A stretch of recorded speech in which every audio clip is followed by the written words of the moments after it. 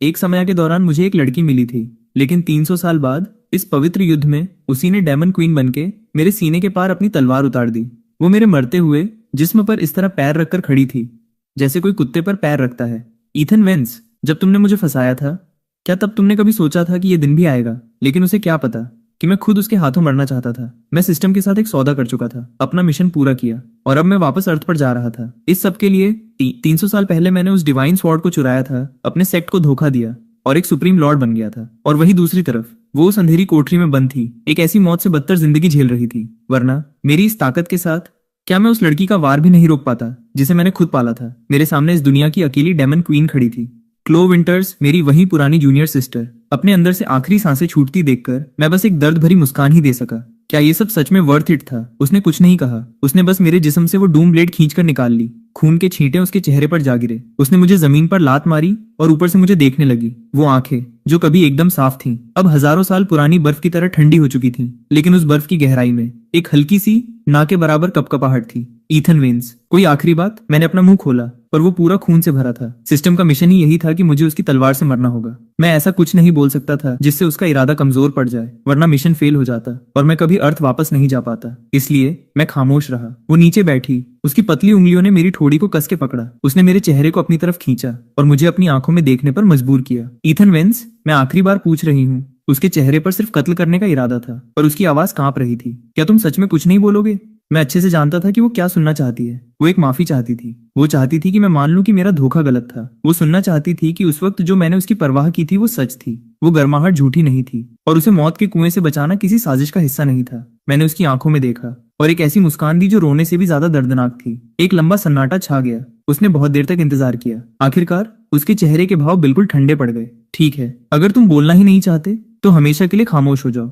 मैंने तलवार की नोक पर अपना खून देखा। वक्त जैसे पीछे घूम गया। वो बर्फ के तूफानों का दौर था। पहाड़ जम चुके थे और नदियों का बहना रुक गया था। पता नहीं कितने ही कमजोर कल्टीवेटर्स और आम लोग ठंड से ठिठुर कर मर गए थे। उस कभी न खत्म होने वाली ठंड में रास्तों के किनारे लाशें बिखरी पड़ी थीं। ऐसी तबाही के सामने हर कोई बस अपनी जान बचाने में लगा था। उस वक्त मुझे इस दुनिया में आए हुए 3 दिन भी नहीं हुए थे। सिस्टम के बताए रास्ते पर चलते हुए मुझे गांव की सड़क के किनारे एक टूटती हुई झोपड़ी मिली। जैसे ही मैंने दरवाजा खोला, मैंने उसे देखा। एक छोटी सी जान एक कोने में दुबकी हुई थी, फटे हुए टाट के कपड़े में लिपटी हुई। वो इतनी छोटी थी, इतनी छोटी कि मैं उसे एक हाथ से उठा सकता था। पूरे जिस्म पर ठंड के जख्म और निशान थे।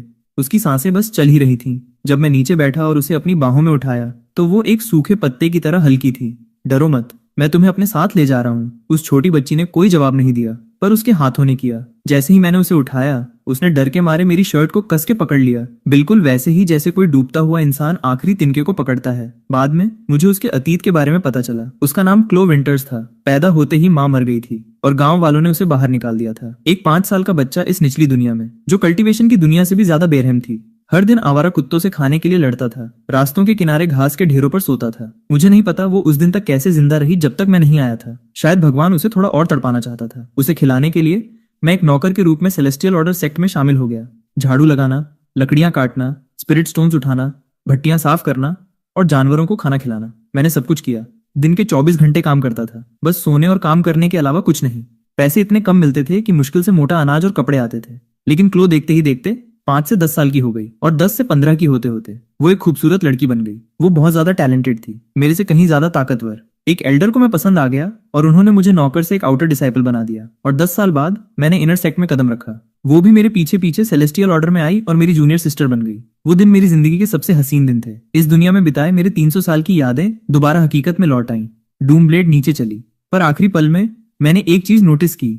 तलवार पकड़े हुए उसका हाथ कांप रहा था। जैसे ही तलवार ने मेरे जिस्म को चीर दिया, एक पल के लिए उसकी आंखें बिल्कुल सूनी हो गईं, पर अगले ही पल वो फिर से बेरहम बन गई। मेरा जिस्म उस खून से सने मैदान में धीरे धीरे गायब होने लगा। मेरे पीछे बस उन लोगों की चीखें थीं जिन्हें डेमन्स काट रहे थे। अपनी आंखों की रोशनी खोने से पहले आखिरी चीज जो मैंने देखी वो उसकी पीठ थी, इतनी अकेली, बिल्कुल 300 साल पहले की तरह, जब वो junior sister winter spire peak पर खड़ी मेरा पूरा दिन और रात इंतजार करती रही थी। आई एम सॉरी, मैं आखिरी वक्त में भी वो अल्फाज नहीं कह सका। वक्त फिर से 300 साल पहले लौटता है, जब सेलेस्टियल ऑर्डर के इनर सेक्ट में मेरा तीसरा साल था। तब तक मेरी कल्टीवेशन गोल्डन कोर स्टेज के आखिरी दौर तक पहुंच चुकी थी। अपने साथियों में मैं सबसे आगे माना जाता था, लेकिन क्लो मुझसे भी तेज थी। उसने बाद में ज्वाइन किया था, पर उसके टैलेंट ने सबको कुचल दिया था। बस कुछ ही सालों में वो नेसेंट सोल स्टेज की दहलीज पर थी। पूरा सेक्ट उसे सदियों में एक बार पैदा होने वाला जीनियस कह रहा था। मैं अंदर ही अंदर बहुत खुश था। हालांकि बाहर से मैं एक बड़े भाई का रुतबा बनाए रखता था, पर दिल में मुझे बहुत गर्व था। वो वही छोटी बच्ची थी जिसे मैंने पाला था। उसी दौरान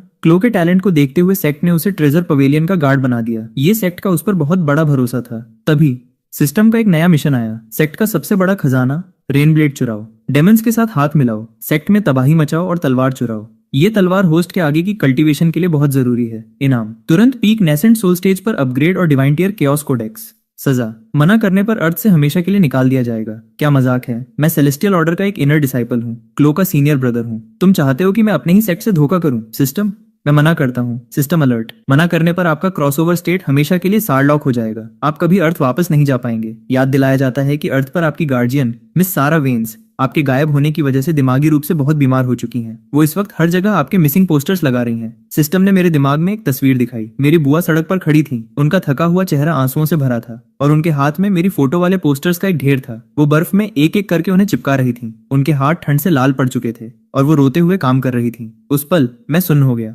मेरी बुआ ही मेरा अकेला परिवार थी। वो मुझसे 10 साल से भी कम बड़ी थी, पर मेरे माँ बाप के कार एक्सीडेंट में मरने के बाद उन्होंने मुझे अकेले पाला था। उन्होंने कभी शादी नहीं की, कोई बच्चा नहीं किया। उन्होंने अपनी पूरी जान मुझ पर छिड़क दी थी। मेरी पढ़ाई के लिए 2-2 नौकरियां की, मेरे लिए खाना बनाया, मेरे कपड़े धोए, और जब मैं बीमार होता तो रात रात भर जागती थी। वो मेरी माँ नहीं थी, पर उन्होंने एक माँ से कहीं ज्यादा किया था और मैं इस जहन्नुम में आकर फंस गया। दशकों तक गायब रहा। हालांकि अर्थ पर वक्त अलग चलता है, पर सिस्टम ने बताया कि वहां बहुत वक्त बीत चुका था और सारा बुआ को लगता होगा कि मैं मर चुका हूँ। मैंने अपनी आंखें बंद कर ली। खून मेरे दिमाग में दौड़ने लगा। बहुत देर बाद मैंने आंखें खोली। मैं तैयार हूँ, लेकिन मैंने कभी नहीं सोचा था कि मेरे वो अल्फाज क्लो को एक ऐसे अंधेरे कुएं में धकेल देंगे। अपने प्लान को पक्का करने के लिए मैंने सब कुछ परफेक्ट सेट किया। वो डेमंस पहले से ही सेलेस्टियल ऑर्डर का खजाना चाहते थे। मैंने उनका साथ देने का फैसला किया और उन्होंने खुशी खुशी हाथ मिला लिया। अकेली दिक्कत क्लो थी। वो खजाने की रखवाली कर रही थी। अगर वो वहां होती तो अपनी ताकत से डेमंस को अंदर नहीं आने देती। मुझे उसे वहां से हटाना था। इसलिए मैंने एक चिट्ठी लिखी। उसमें लिखा था, क्लो, मुझे विंटर स्पायर पीक पर एक रेयर फ्रॉस्टवीड मिली है। ये तुम्हारे ब्रेकथ्रू में मदद करेगी। मैं आज काम में फंसा हूँ। तुम वहां जाकर मेरा इंतजार करो। मैं अंधेरा होने से पहले पहुंच जाऊंगा। मैं जानता था वो जाएगी, क्योंकि अगर इस दुनिया में कोई एक इंसान था जिस पर वो आंख बंद करके भरोसा करती थी, तो वो मैं था। आखिरकार मैंने ही तो उसे उस बर्फ से निकाला था। मैंने ही उसे नाम दिया, पढ़ना लिखना सिखाया और कल्टीवेशन सिखाई। जब वो बुरे सपने देखकर जागती थी तो मैं उसके सिरहाने बैठकर कहता था, मैं हूं ना, डरो मत। वो मुझ पर भरोसा कैसे नहीं करती। उस चिट्ठी में एक और लाइन थी, क्लो, मेरे पास तुम्हारे लिए एक सरप्राइज है। उस दिन वो विंटर स्पायर पीक पर गई, वही हल्के नीले रंग की ड्रेस पहनकर जो मैंने उसे दी थी। वो उसे तभी पहनती थी जब वो सबसे ज्यादा खुश होती थी। लेकिन उसने पहाड़ की चोटी पर पूरा दिन इंतजार किया, सुबह से लेकर शाम तक, जब तक बर्फ नहीं गिरने लगी और आसमान काला नहीं हो गया। उसने उस इंसान को कभी आते नहीं देखा जिसका वो इंतजार कर रही थी। उनकी जगह सेक्ट के एनफोर्सर्स वहां पहुंचे और उन्होंने खबर दी, ईथन वेंस ने डेमंस के साथ हाथ मिला लिया है। सेक्ट का सबसे बड़ा खजाना रेनब्लेड चुरा लिया है और सेलेस्टियल ऑर्डर को धोखा दिया है। और क्लो विंटर्स, तुम यहाँ की गार्ड थी। तुमने अपनी ड्यूटी छोड़ी। तुम उसकी साथीदार हो। तुम दोनों बहुत करीब थे। तुमने जरूर ये सब मिलकर प्लान किया होगा। वो सब उसके मासूम चेहरे से बेवकूफ नहीं बनने वाले थे। उन्हें लग रहा था कि वो शुरू से उसके साथ मिली हुई थी। सब उसके खिलाफ हो गए। उसने समझाने की कोशिश की, पर किसी ने उसकी एक न सुनी। सबने उसे गद्दार कहा। सेक्ट ने उसे कैद कर लिया और बेरहमी से टॉर्चर किया। उस अंधेरी सीलन भरी कोठरी में उसकी हड्डियां तोड़ दी गईं, उसे जहर दिया गया और उसकी आत्मा को झकझोरने वाली फॉरबिडन सोल सर्चिंग आर्ट्स का इस्तेमाल किया गया। पर फिर भी वो मुझ पर भरोसा करती रही। टॉर्चर की उन रातों में वो बस उस इंसान को देखने की उम्मीद करती रही जो कभी उसकी जिंदगी का उजाला था। लेकिन आखिरी वक्त तक कोई उसे बचाने नहीं आया, जबकि मैं, असली गद्दार, हजारों मील दूर था। डेमन से ली हुई उस रेनब्लेड से अपनी ताकत को पागल की तरह बढ़ा रहा था। जैसे ही मुझे तलवार मिली, मैंने घूमकर उन सारे डेमन्स को मार डाला। सिस्टम बहुत खुश था। क्लो की कैद के तीसरे साल वो अचानक गायब हो गई। सेक्ट ने हर जगह ढूंढा, पर उसका कोई निशान नहीं मिला। किसी को नहीं पता था वो कहाँ गई, या जिंदा भी है या मर गई। जब तक कि 300 साल बाद इस दुनिया ने सुप्रीम लॉर्ड स्टेज पर अब तक की पहली फीमेल डेमन क्वीन को नहीं देख लिया, और उसका नाम था क्लो विंटर्स। वो बेरहम हो चुकी थी। सबसे पहला काम जो उसने किया वो था सेलेस्टियल ऑर्डर का सफाया। हजारों लोग मारे गए, कोई जिंदा नहीं बचा। फिर वो मेरे पीछे आई। तब तक सिस्टम की मदद से मैं भी सुप्रीम लॉर्ड बन चुका था और मैंने अपना अलग सेक्ट बना लिया था। मैं राइटियस आर्मी का अकेला सुप्रीम लॉर्ड था। अच्छाई और बुराई आमने सामने थी। हम जंग के मैदान में खड़े थे। बीच में हजारों सैनिकों की फौज थी और खून और नफरत का एक समंदर था। 300 साल बाद वो बड़ी हो चुकी थी। वो छोटी बच्ची जो कभी आंगन में मेरे पीछे दौड़ती थी, अब एक डेमन क्वीन बन चुकी थी। जो अंधेरी ताकत से घिरी हुई थी, और उसका चेहरा बर्फ की तरह ठंडा था। लेकिन उसके 300 साल की नफरत और कत्ल करने के इरादे के पीछे मैं अभी भी उन आंखों को पहचान सकता था। वही आंखें जो मैंने उस बर्फ के तूफान में देखी थी जब मैंने उसे उठाया था। वो आंखें जो उसने पहली बार मुझे देखकर खोली थी। मुझे एहसास हुआ कि मैं पूरी तरह गायब नहीं हुआ था। असल में सिस्टम ने मुझे तुरंत यहाँ से नहीं भेजा। उसने मुझे इस दुनिया को अलविदा कहने के लिए एक आखिरी घंटा दिया था। Final mission completed. होस्ट की आत्मा को स्थिर होने के लिए वक्त चाहिए, इसलिए 1 घंटे का फ्री टाइम दिया जाता है। होस्ट 1 घंटे में अर्थ वापस लौट जाएगा। होस्ट एक रेमनेंट सोल के रूप में रहेगा और किसी भी जीवित इंसान से बात नहीं कर सकेगा। मैं हवा में एक ट्रांसपेरेंट इंसान की तरह तैर रहा था, जो इस दुनिया में अपने आखिरी घंटे में कैद था। पवित्र युद्ध खत्म हो चुका था। राइटियस आर्मी को एक शर्मनाक हार मिली थी। ज्यादातर कल्टीवेटर्स मारे जा चुके थे और बाकी या तो सरेंडर कर चुके थे या भाग गए थे। क्लो अकेले ही हवा के रुख पर चलते हुए उस मैदान से निकल गई, लेकिन वो सिर्फ एक ही जगह गई, winter spire peak, celestial order के खंडहर। वो कभी शानदार दिखने वाला सेक्ट अब उसके खून खराबे के बाद एक खंडहर बन चुका था। टूटी हुई दीवारों के बीच झाड़ियां उगा आई थीं। वो जगह जो कभी दिव्य लगती थी, अब वहां सिर्फ मौत का सन्नाटा था। वो खाई के किनारे खड़ी हो गई। नीचे एक गहरी खाई थी जहां धुंध घूम रही थी। खाई के किनारे एक पुराना चीड़ का पेड़ खड़ा था, जिसकी टहनियां एक ड्रैगन की तरह मजबूत थीं और पत्ते एकदम हरे थे। इस खंडहर में वो अकेली जिंदा चीज बची थी, क्योंकि उसे और मैंने मिलकर लगाया था। ये सेलेस्टियल ऑर्डर में उसका पहला साल था। ठंड अभी खत्म ही हुई थी और पहाड़ की बर्फ पिघल रही थी। उसे पहाड़ पर एक पाइन कोन मिला। वो चमकती आंखों के साथ मेरे पास भाग कर आई और बोली, चलो एक पेड़ लगाते हैं। मैंने उससे पूछा क्यों? तो उसने कहा, आपने ही तो कहा था कि चीड़ के पेड़ सबसे मजबूत होते हैं, बर्फ उन्हें तोड़ नहीं सकती और बिजली उन्हें गिरा नहीं सकती। मैं भी इस चीड़ के पेड़ की तरह मजबूत बनना चाहती हूँ। ठीक है। तो हमने विंटर स्पायर पीक की खाई के किनारे एक गड्ढा खोदा और उस पाइन कोन को दबा दिया। उसने बहुत सीरियसनेस के साथ उसे पानी दिया और अपनी जेब से एक लाल धागा निकाला, उसे पास के एक पत्थर से बांध दिया और उसे विशिंग स्ट्रिंग कहा। मैंने पूछा उसने क्या मांगा, तो उसने अपने हाथ पीछे छुपाए और थोड़ा शर्मा कर बोली, नहीं बताऊंगी। फिर वो इतनी धीरे से बुदबुदाई कि मैं मुश्किल से सुन सका। मैं चाहती हूँ आप मुझे कभी छोड़ कर न जाएं। जब मैं बड़ी हो जाऊंगी तो आपसे शादी करूंगी। 300 साल बाद वो पाइन कोन एक विशाल पेड़ बन चुका था, पर जो 2 लोग उसे लगाने आए थे उनमें से एक दुनिया को तबाह करने वाली डेमन क्वीन बन गई और दूसरा एक मिटती हुई आत्मा। मैंने देखा क्लो उस पेड़ के सामने खड़ी थी। उसने अपना हाथ आगे बढ़ाया और उस खुरदुरे तने को धीरे से छुआ। फिर वो धीरे धीरे नीचे बैठ गई। पेड़ की जड़ों के पास बैठकर, अपने घुटनों को बाहों में समेटकर, उसके चेहरे से मोटे मोटे आंसू गिरने लगे, जो सूखे पत्तों पर टपक रहे थे। 300 साल तक डेमन क्वीन क्लो विंटर्स ने कभी किसी के सामने एक आंसू नहीं बहाया था। वो तब भी नहीं रोई थी जब सेलेस्टियल ऑर्डर के डंजान में उसकी आत्मा और हड्डियां तोड़ दी गई थीं। वो तब भी नहीं रोई जब उसने पूरे सेक्ट को काट डाला था। वो तब भी नहीं रोई जब उसने मुझे मारा था। लेकिन अब इस खामोश पुराने पेड़ के सामने वो एक बच्चे की तरह रो रही थी, बिल्कुल वैसे ही जैसे जब वो 5 साल की थी, उस झोपड़ी में दुबकी हुई। इसलिए रो रही थी क्योंकि कोई उसे लेने नहीं आ रहा था। मैं उसके पीछे खड़ा था। मैंने उसके सिर पर हाथ रखने की कोशिश की, पर मेरा हाथ उसके बालों के पार निकल गया। मैं किसी चीज को छू नहीं सकता था। ईथन वेन्स, तुमने मुझसे झूठ बोला। मेरी आत्मा उसके पीछे खामोशी से बोली, आई एम सॉरी क्लो। लेकिन वो सुन नहीं सकती थी। कोई नहीं सुन सकता था। मैं उसे गले लगाना चाहता था, उसे अपनी बाहों में लेना चाहता था, जैसे जब वो छोटी थी। उसे बार बार कहना चाहता था, मैं हूं ना, डरो मत। पर अब मैं उसका सीनियर ब्रदर नहीं था, मैं बस एक मिटती हुई आत्मा था। 1 घंटा जल्दी ही बीत गया। मेरी आत्मा और ट्रांसपेरेंट होती गई। अब जाने का वक्त आ चुका था। पूरी तरह गायब होने से पहले मैंने आखिरी बार उसे देखा, जो अभी भी वहां घुटनों को पकड़े बैठी थी, एक जख्मी छोटे जानवर की तरह, उस पुराने पेड़ के नीचे जो उसकी सबसे कीमती यादों को समेटे हुए था। गुड बाय क्लो। मेरा होश एक कभी ना खत्म होने वाले अंधेरे में डूब गया। लेकिन क्लो की कहानी उस पेड़ के नीचे खत्म नहीं हुई थी। एक ऐसी जगह जहां मैं नहीं जानता था, एक ऐसे वक्त में जो मैं नहीं देख सकता था। वो विंटर स्पायर पीक पर बहुत देर तक रोती रही, शाम से लेकर आधी रात तक, और आधी रात से लेकर सुबह होने तक। रोने के बाद वो खड़ी हुई, अपने आंसू पोंछे और पहाड़ से नीचे उतर आई। वो डेमन सेक्ट में गई और उन्होंने एक एल्डर को बुलाया।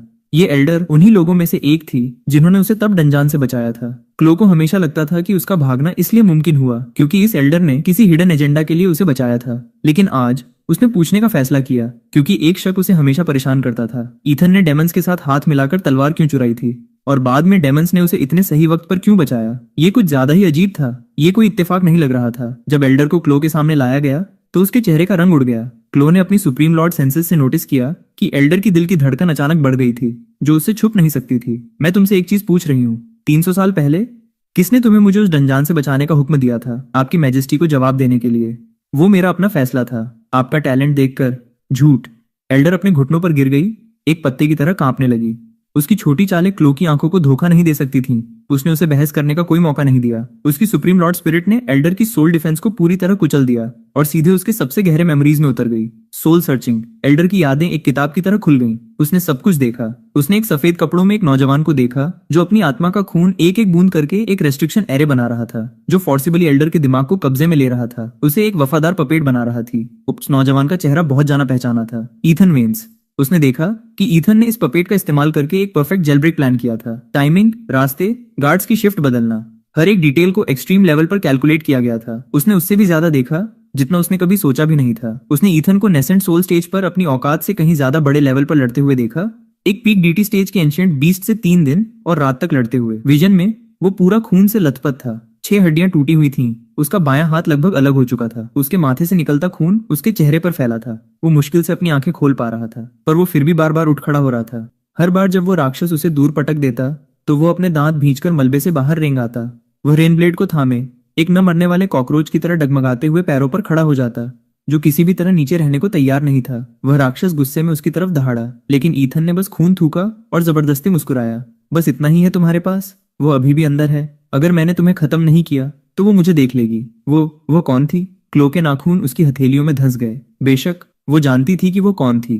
वो खुद थी जो उन खंडहरों में गहरी फंसी हुई थी। विजन आगे बढ़ते रहे। उसने देखा कि राक्षस को मारने के बाद ईथन थकावट से गिर पड़ा, खून के तालाब में लेटा हुआ आधे दिन तक बेहोश रहा। होश में आते ही उसने सबसे पहला काम ये किया कि उस पपेट को आदेश दिया कि वो उस जगह को साफ कर दे ताकि कोई निशान न बचे। उसने दूसरी चीजें भी देखी। उस वक्त जब वो एक सीक्रेट रेल में घात लगाकर किए गए हमले में फंस गई थी, ईथन 3 दिन पहले ही वहां चुपके से घुस गया था और अपनी ऊर्जा से उस एम्बुश एरे घात लगाने वाले जाल के कोर को नष्ट कर दिया था, जिससे वो घातक जाल एक झूठा अलार्म बनकर रह गया। वह प्राचीन डेमनिक मैनुअल जो उसे इत्तेफाक से मिला था, उसे लाने में ईथन को 2 साल लगे थे। उसने एक फॉरबिडन जोन से इसे हासिल करने के लिए अपनी जान जोखिम में डाली थी। फिर उसने पपेट से कहकर उसे ठीक उसके रास्ते में रखवा दिया था। उसके इनर डेमन ट्रायल, आंतरिक शैतान की परीक्षा के दौरान जब वो डेटी स्टेज में आगे बढ़ रही थी, ईथन ने उसकी माइंडस्केप में अपना स्पिरिट क्लोन भेजा ताकि वो उसके लिए सबसे घातक वार अपने ऊपर ले सके। इसकी कीमत उसके खुद की आत्मा में गहरी दरारें आने के रूप में चुकानी पड़ी, जिससे वो मौके पर ही मरते मरते बचा। एक के बाद एक सीन, 300 साल, पूरे 300 साल।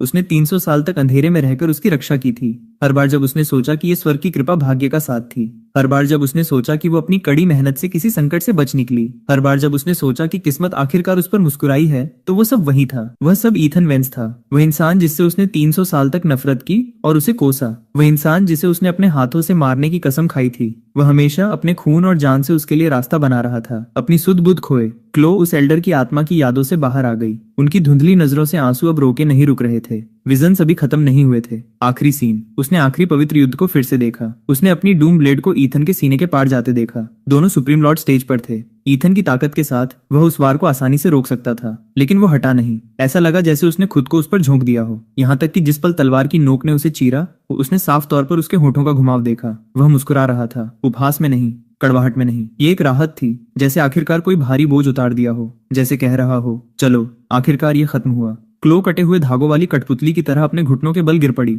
उसने अपने हाथों से अपना चेहरा ढक लिया। उसके नाखून उसकी त्वचा में धंस गए। उसकी उंगलियों से खून टपकने लगा, लेकिन उसे कोई दर्द महसूस नहीं हुआ। उसके दिल के दर्द ने उसकी सारी इंद्रियों को निगल लिया था। कांपते हुए उसने अपने बैग से कुछ निकाला। रेन ब्लेड, वह ट्रॉफी जो उसने ईथन से ली थी। ईथन के गायब होने के बाद वह तलवार युद्ध के मैदान में गिर गई थी और उसने उसे उठा लिया था। उसने सोचा था कि यह सिर्फ एक हथियार है, धोखे का प्रतीक, लेकिन अब उस पर से सील हट चुकी थी, क्योंकि जिसने इसे लगाया था वह मर चुका था। सील हटने के साथ ही उस तलवार से एक हल्की सी आवाज गूंजी, हवा में टिमटिमाती मोमबत्ती की तरह कमजोर, लेकिन उसने इसे साफ सुना। बहुत बढ़िया क्लो, यही मेरी नियति है। ये ईथन की आवाज थी, फटी हुई और कमजोर, फिर भी वही जानी पहचानी गर्माहट समेटे हुए। मैं जा रहा हूँ, मेरे जाने के बाद कहीं बहुत दूर। अपना अच्छे से ख्याल रखना।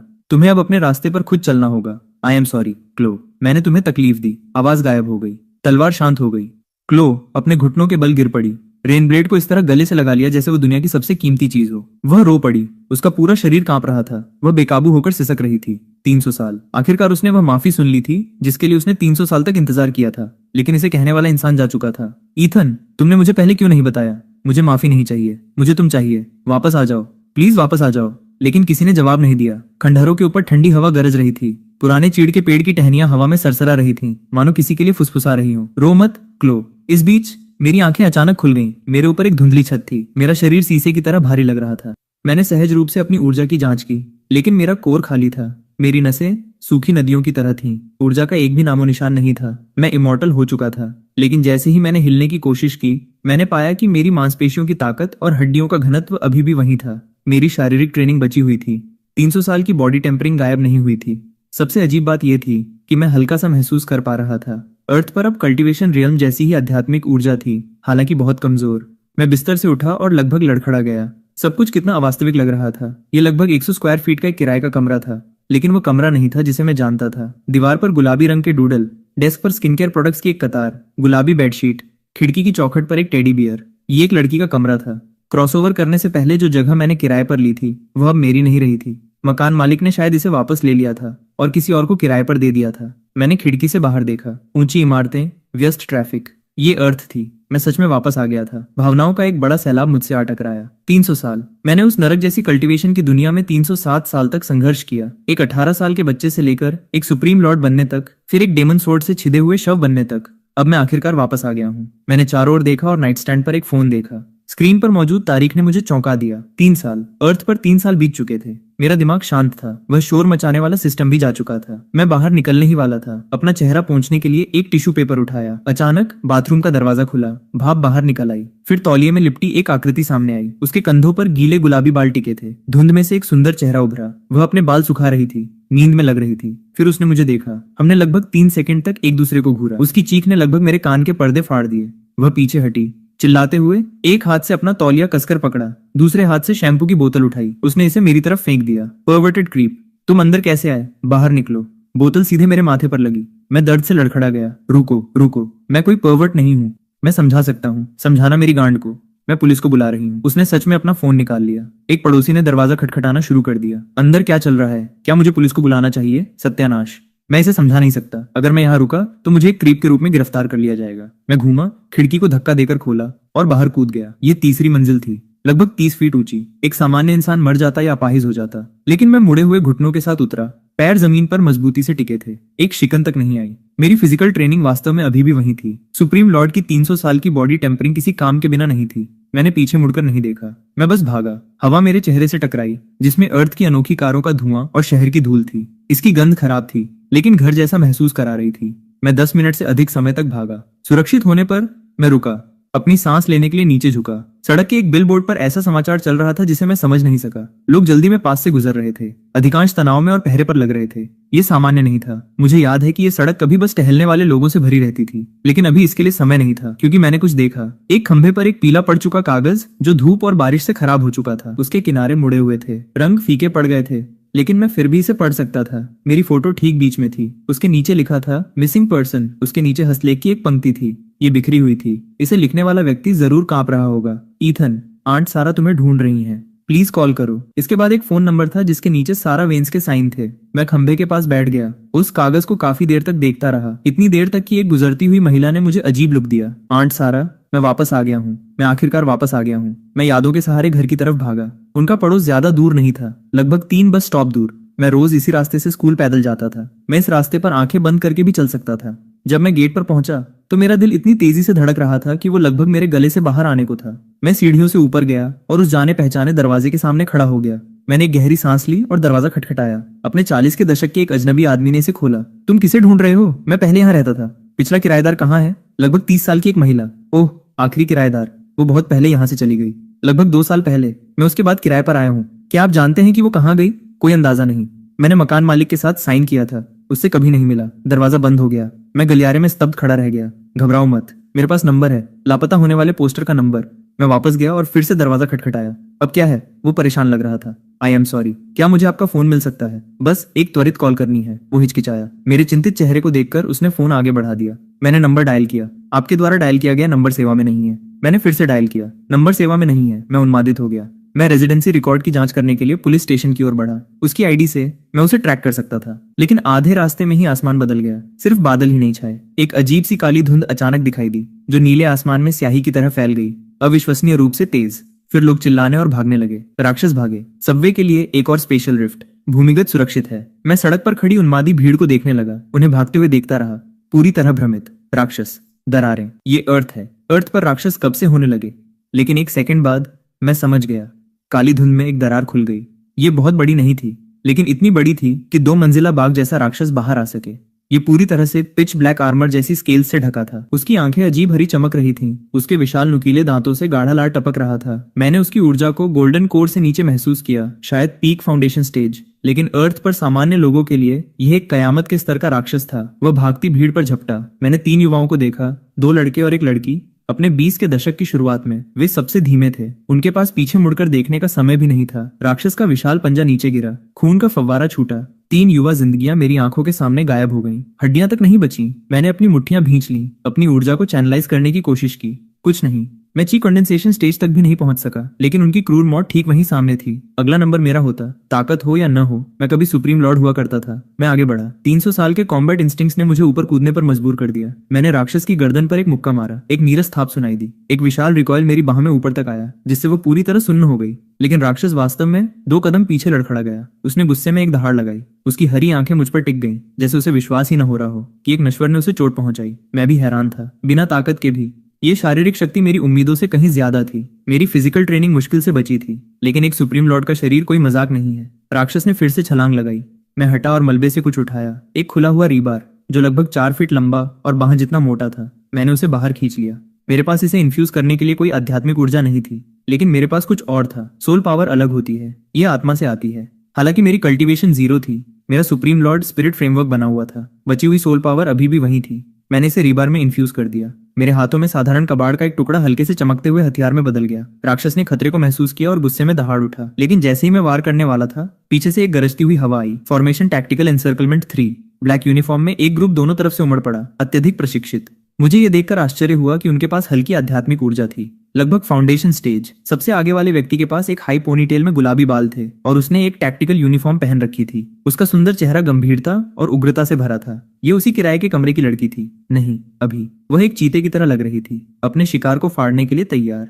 उसकी हथेलियों में हल्की बैंगनी ऊर्जा एकत्र हो गई। Peak foundation stage. हमें इस जानवर को यहीं रोकना होगा। नागरिकों की जान हम पर निर्भर है। उसके आदेश पर 1 दर्जन से अधिक एजेंटों ने अपनी ऊर्जा जारी की। उन्होंने एक एरे बनाया, एक ऊर्जा नेट बुना जिसने राक्षस को फंसा लिया। एक कड़वी लड़ाई। कुछ घायल हुए, कुछ दूर जा गिरे, लेकिन अंततः उसके आदेश के तहत उन्होंने राक्षस को मार डाला। राक्षस का शव नीचे गिर गया, जिससे धूल उड़ गई। लड़की जोर जोरे से हाँफ रही थी। उसका माथा पसीने से तर था। फिर दृश्य को साफ करते हुए उसने भीड़ में मुझे देखा, जो अभी भी उस चमकते हुए रीबर को पकड़े हुए था। उसकी आंखें मिली। उसका चेहरा पीले से लाल, फिर से पीला हो गया। शायद उसे याद आ गया कि शॉवर से बाहर आते ही एक अजनबी ने उसे नग्न देखा था। बिना एक शब्द बोले वह तेजी से आई और उसने मेरा कॉलर पकड़ लिया। इसे ले जाओ, इसे वैन में डालो। रुको, मैं समझा सकता हूँ। चुप रहो, चलो। ठीक इसी तरह मुझे एक काली वैन में धकेल दिया गया। उनसे मुझे पता चला कि वे ऑफिशियल डेमन कंट्रोल ब्यूरो से जुड़े थे। 3 साल पहले जिस पल मैंने क्रॉसओवर किया था, अर्थ पर अचानक एक स्पिरिचुअल अवेकनिंग का अनुभव हुआ। अगले कुछ महीनों में ऊर्जा का घनत्व दर्जनों गुना बढ़ गया। कुछ इंसानों में जागृति आई,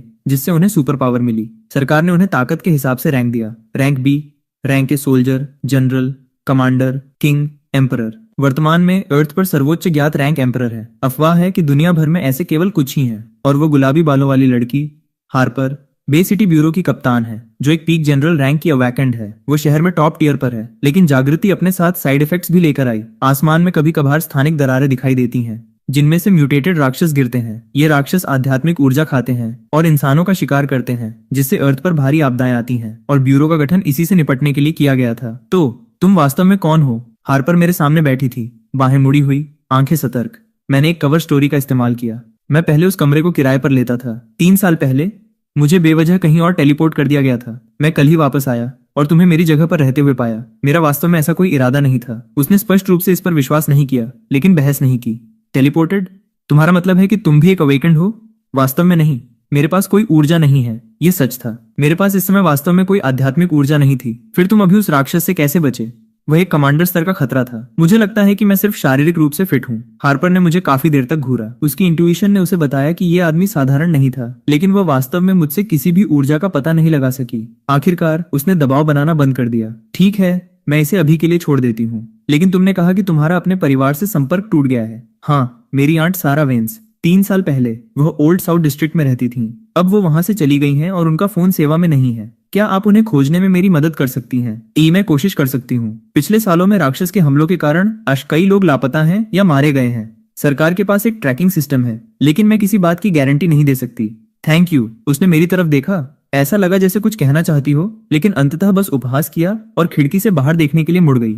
शायद अभी भी कमरे की बात पर गुस्सा थी। मैंने अपने दिमाग में चुपचाप माफी मांगी। हार्पर ने मेरे अस्तित्व की रिपोर्ट नहीं की, जिसने मुझे थोड़ा आश्चर्यचकित किया। बाद में उसने समझाया कि हाल के वर्षों में कुछ अवेकेंड बस सामान्य जीवन जीना चाहते थे और पंजीकृत होने या सेना में भर्ती होने से इनकार करते थे। हालांकि वह एक ब्यूरो कप्तान थी, फिर भी वो उस मानसिकता को समझती थी। इसके अलावा भले ही मैं एक पीक जनरल के रूप में शहर के लिए एक खतरा था, उसे पूरा भरोसा था कि वो मुझे संभाल सकती है। अगर वो जानती कि मैं दूसरी दुनिया में एक सुप्रीम लॉर्ड था, तो शायद वो इतनी आश्वस्त नहीं होती। लेकिन मेरा उसे बताने का कोई इरादा नहीं था। अभी आधिकारिक ध्यान आकर्षित करना केवल परेशानी पैदा करता और मैं बस अपनी आंट को ढूंढना चाहता था। हार्पर ने किसी से कहकर मुझे एक बजट होटल में ठहरवाया और मुझे एक नया फोन एंड नंबर दिलवा दिया। मैंने बिल्कुल नए फोन को घूर कर देखा। ऐसा महसूस हुआ जैसे एक पूरी जिंदगी बीत चुकी हो। मैंने 300 साल से इस तरह के इलेक्ट्रॉनिक्स को नहीं छुआ था। आखिरी बार मैंने फोन तब इस्तेमाल किया था जब मेरा क्रॉसओवर नहीं हुआ था। उस रात मैंने फ्राइड चिकन और कोक का ऑर्डर दिया था। डेल्टा फोर्स के गेम और कुछ ब्रिज कैंपिंग के लिए तैयार था। तभी उस कमबख्त रोशनी ने मुझे कल्टीवेशन की दुनिया में खींच लिया। न तो चिकन खाने को मिला और न ही गेम खेलने को। होटल के इस सख्त बिस्तर पर बैठे बैठे 300 साल पलक झपकते ही बीत गए। यह अचानक अवास्तविक लगा। मैंने खबरें देखी। स्क्रीन राक्षसों के आक्रमणों, आध्यात्मिक जागृतियों और अवेकंड यानी जागृत लोगों से भरी हुई थी। ये दुनिया बहुत बदल चुकी है। 3 साल पहले की अर्थ बस एक साधारण तकनीक आधारित ग्रह थी। अब ये कल्टीवेशन और सर्वनाश का एक अजीब मिश्रण है। मैंने फोन बंद किया और लेट गया। थका हुआ होने के कारण मैं गहरी नींद में सो गया। फिर मुझे एक सपना आया। मैंने क्लो को देखा। वह बादलों को चीरती हुई एक चोटी पर खड़ी थी। डेमन रेल्म यानी राक्षस लोक का शिखर, उसकी सत्ता का केंद्र, उसके द्वारा बनाए गए साम्राज्य का शीर्ष। रात घनी काली थी। आकाशगंगा चकाचौंध करने वाली थी, लेकिन उसके सफेद बालों पर पड़ती सितारों की रोशनी ने उसके चेहरे को और भी पीला दिखा दिया। वह वहां अकेली खड़ी थी। न कोई अधीनस्थ, न कोई नौकर, कुछ भी नहीं। मैंने नोटिस किया कि उसने कुछ पकड़ रखा था। Rain blade. उसने उसे कसकर पकड़ रखा था, जैसे किसी जुनून को थामे हुए हो। फिर उसने अपना सिर झुकाया। एक एक करके आंसू गिर पड़े। आखिरकार ऐसा लगा जैसे वो कुछ फुसफुसा रही हो। मेरी रिंगटोन ने मुझे जगा दिया। हार्पर की आवाज आई। ईथन। उसकी आवाज अस्वाभाविक लग रही थी, टूटती हुई, जैसे वो अपने शब्दों को चुन रही हो। मैंने उन्हें ढूंढ लिया। हाँ, मैंने उन्हें ढूंढ लिया। तुम्हारी आंट 2 साल पहले वेस्ट ब्रिज चली गई थी।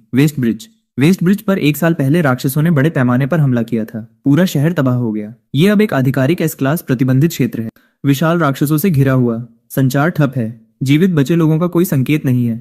क्या वो अभी भी जीवित हैं? उनके जीवित रहने का कोई रिकॉर्ड नहीं है, लेकिन मौत की पुष्टि भी नहीं हुई है। लेकिन ईमानदारी से कहूं तो संभावना कम है। I am sorry. फोन पकड़े हुए मेरा हाथ कांप गया। आंट सारा, मैं कल्टीवेशन की दुनिया में 300 साल तक सिर्फ तुम्हें दोबारा देखने के लिए लड़ा, लेकिन मैं अब वापस आ गया हूँ। तुम कहाँ हो? मैंने फोन नीचे रखा और वहीं बैठ गया। काफी देर तक नहीं हिला। यादें वापस उमड़ पड़ी। जब मैं बचपन में बीमार था तो वो एक खुली क्लिनिक खोजने के लिए मुझे 1 दर्जन सड़कों के पार ले गई थी। उसके कपड़े पसीने से भीग चुके थे। मुझे थामे हुए उसकी बाहें कांप रही थीं। उस समय वह केवल 17 या 18 साल की थी, लेकिन एक वयस्क की तरह जिद्दी थी। स्कूल के बाद वह हमेशा गेट पर समय पर मेरा इंतजार करती थी, मेरे पसंदीदा भुने हुए शाहबलूत यानी चेस्टनट हाथ में लिए हुए। सर्दियों में मेरे सोने से पहले वह गर्म पानी की बोतल से मेरा बिस्तर गर्म कर देती थी, ये कहते हुए कि अगर ठंड होगी तो मैं ठीक से सो नहीं पाऊंगा। मेरी कॉलेज प्रवेश परीक्षा का वर्ष, वह बिना लंच किए पूरे दिन बाहर इंतजार करती रही। उसने कभी थकने या परेशानी होने की शिकायत नहीं की। मैं जानता था कि मुझे अकेले पालना उसके लिए कितना कठिन था। एक अविवाहित महिला एक ऐसे बच्चे को पाल रही थी जो उसका नहीं था। उसने अपने जीवन के सबसे बेहतरीन साल मुझे दे दिए। बाहर से तेज सायरन की आवाज आई। मेरे फोन पर एक आपातकालीन अलर्ट पॉपअप हुआ। राक्षण आक्रमण अलर्ट। नागरिक तुरंत भूमिगत आश्रय में जाएं। फिर से राक्षस, फिर से। लेकिन मैं छुपा नहीं। वे जीवित रहने के कॉम्बैट इंस्टिंक्ट्स, तर्क संगत निर्णय और जीने की इच्छा सभी एक अधिक आदिम हिंसक भावना से दब गए। गुस्सा। 300 साल तक मैंने अपमान सहा, सिर्फ वापस आने के लिए किसी भी तरह से सबको धोखा दिया। लेकिन अब जब मैं आ गया हूँ, मेरा परिवार चला गया है, मेरा घर चला गया है, सब कुछ चला गया है। केवल राक्षसों और खंडहरों से भरी दुनिया बची है। मैं खड़ा हुआ और खिड़की की तरफ चला गया। ठंडी हवा अंदर आई, अपने साथ दूर के धमाकों और चीखों की आवाजें लाते हुए। जमीन 60 फीट से अधिक नीचे थी। होटल एक ऊंची मंजिल पर था। मैं खिड़की की चौखट पर खड़ा हो गया। नीचे एक अराजक सड़क थी। राक्षस भागती भीड़ का पीछा कर रहे थे। लेकिन उस पल मुझे अचानक कुछ अजीब महसूस हुआ। मेरे अंदर कुछ उमड़ रहा था, जैसे कोई नदी जो बहुत समय से सोई हुई थी आखिरकार पिघल रही हो। एक धागे जैसी आध्यात्मिक ऊर्जा परिवेश से स्वचालित रूप से मेरे शरीर में प्रवाहित हो रही थी। मेरे कोर के सूखे नदी तल पर पानी की एक झलक दिखाई दी। ज्यादा नहीं, लेकिन ये वहां थी। ची कंडेंसेशन स्टेज। सिर्फ एक दिन, जब मैं कल वापस आया तो मेरा शरीर पूरी तरह से नश्वर था। आज इसने स्वचालित रूप से ऊर्जा को अवशोषित करना शुरू कर दिया। ये ऐसा है जैसे मेरी पुरानी कल्टीवेशन धीरे धीरे ठीक हो रही हो। सुप्रीम लॉर्ड कोर वेसल यानी पात्र अभी भी वही है। पुराने कल्टीवेशन के रास्ते और अंतर्दृष्टि यानी इनसाइट्स अभी भी वही हैं। अब ये सामान्य लोगों की तुलना में बहुत तेजी से पानी से दोबारा भर रहा है। हालांकि ची कंडेंसेशन ऊर्जा नगण्य है, लेकिन मेरी 300 साल की अंतर्दृष्टि और तकनीक के साथ मिलकर ये काफी है। मैं ऊंची मंजिल से कूद गया। जिस पल मैं उतरा, ऊर्जा मेरी टांगों में प्रवाहित हुई, जिसने प्रभाव को सोख लिया। ठीक मेरे सामने राक्षसों का झुंड नागरिकों का पीछा कर रहा था। बछड़े के आकार के दर्जनों भेड़िए जैसे राक्षस। फाउंडेशन स्टेज स्तर, बस फाउंडेशन स्टेज स्तर। मैंने एक पारदर्शी लगभग भ्रामक ऊर्जा तलवार बनाई। एक सुप्रीम लॉर्ड तलवार कला के लिए ची कंडेंसेशन ऊर्जा का उपयोग करना ऐसा लगा जैसे कोई टट्टू एक भारी गाड़ी खींच रहा हो, लेकिन तकनीक और अंतर्दृष्टि का अंतर शक्ति के अंतर को पाटने के लिए पर्याप्त था। जैसे ही मैंने वार किया, एक चांदी जैसी सफेद तलवार की आभा यानी सोड ऑरा ने रात के आसमान को चीर दिया,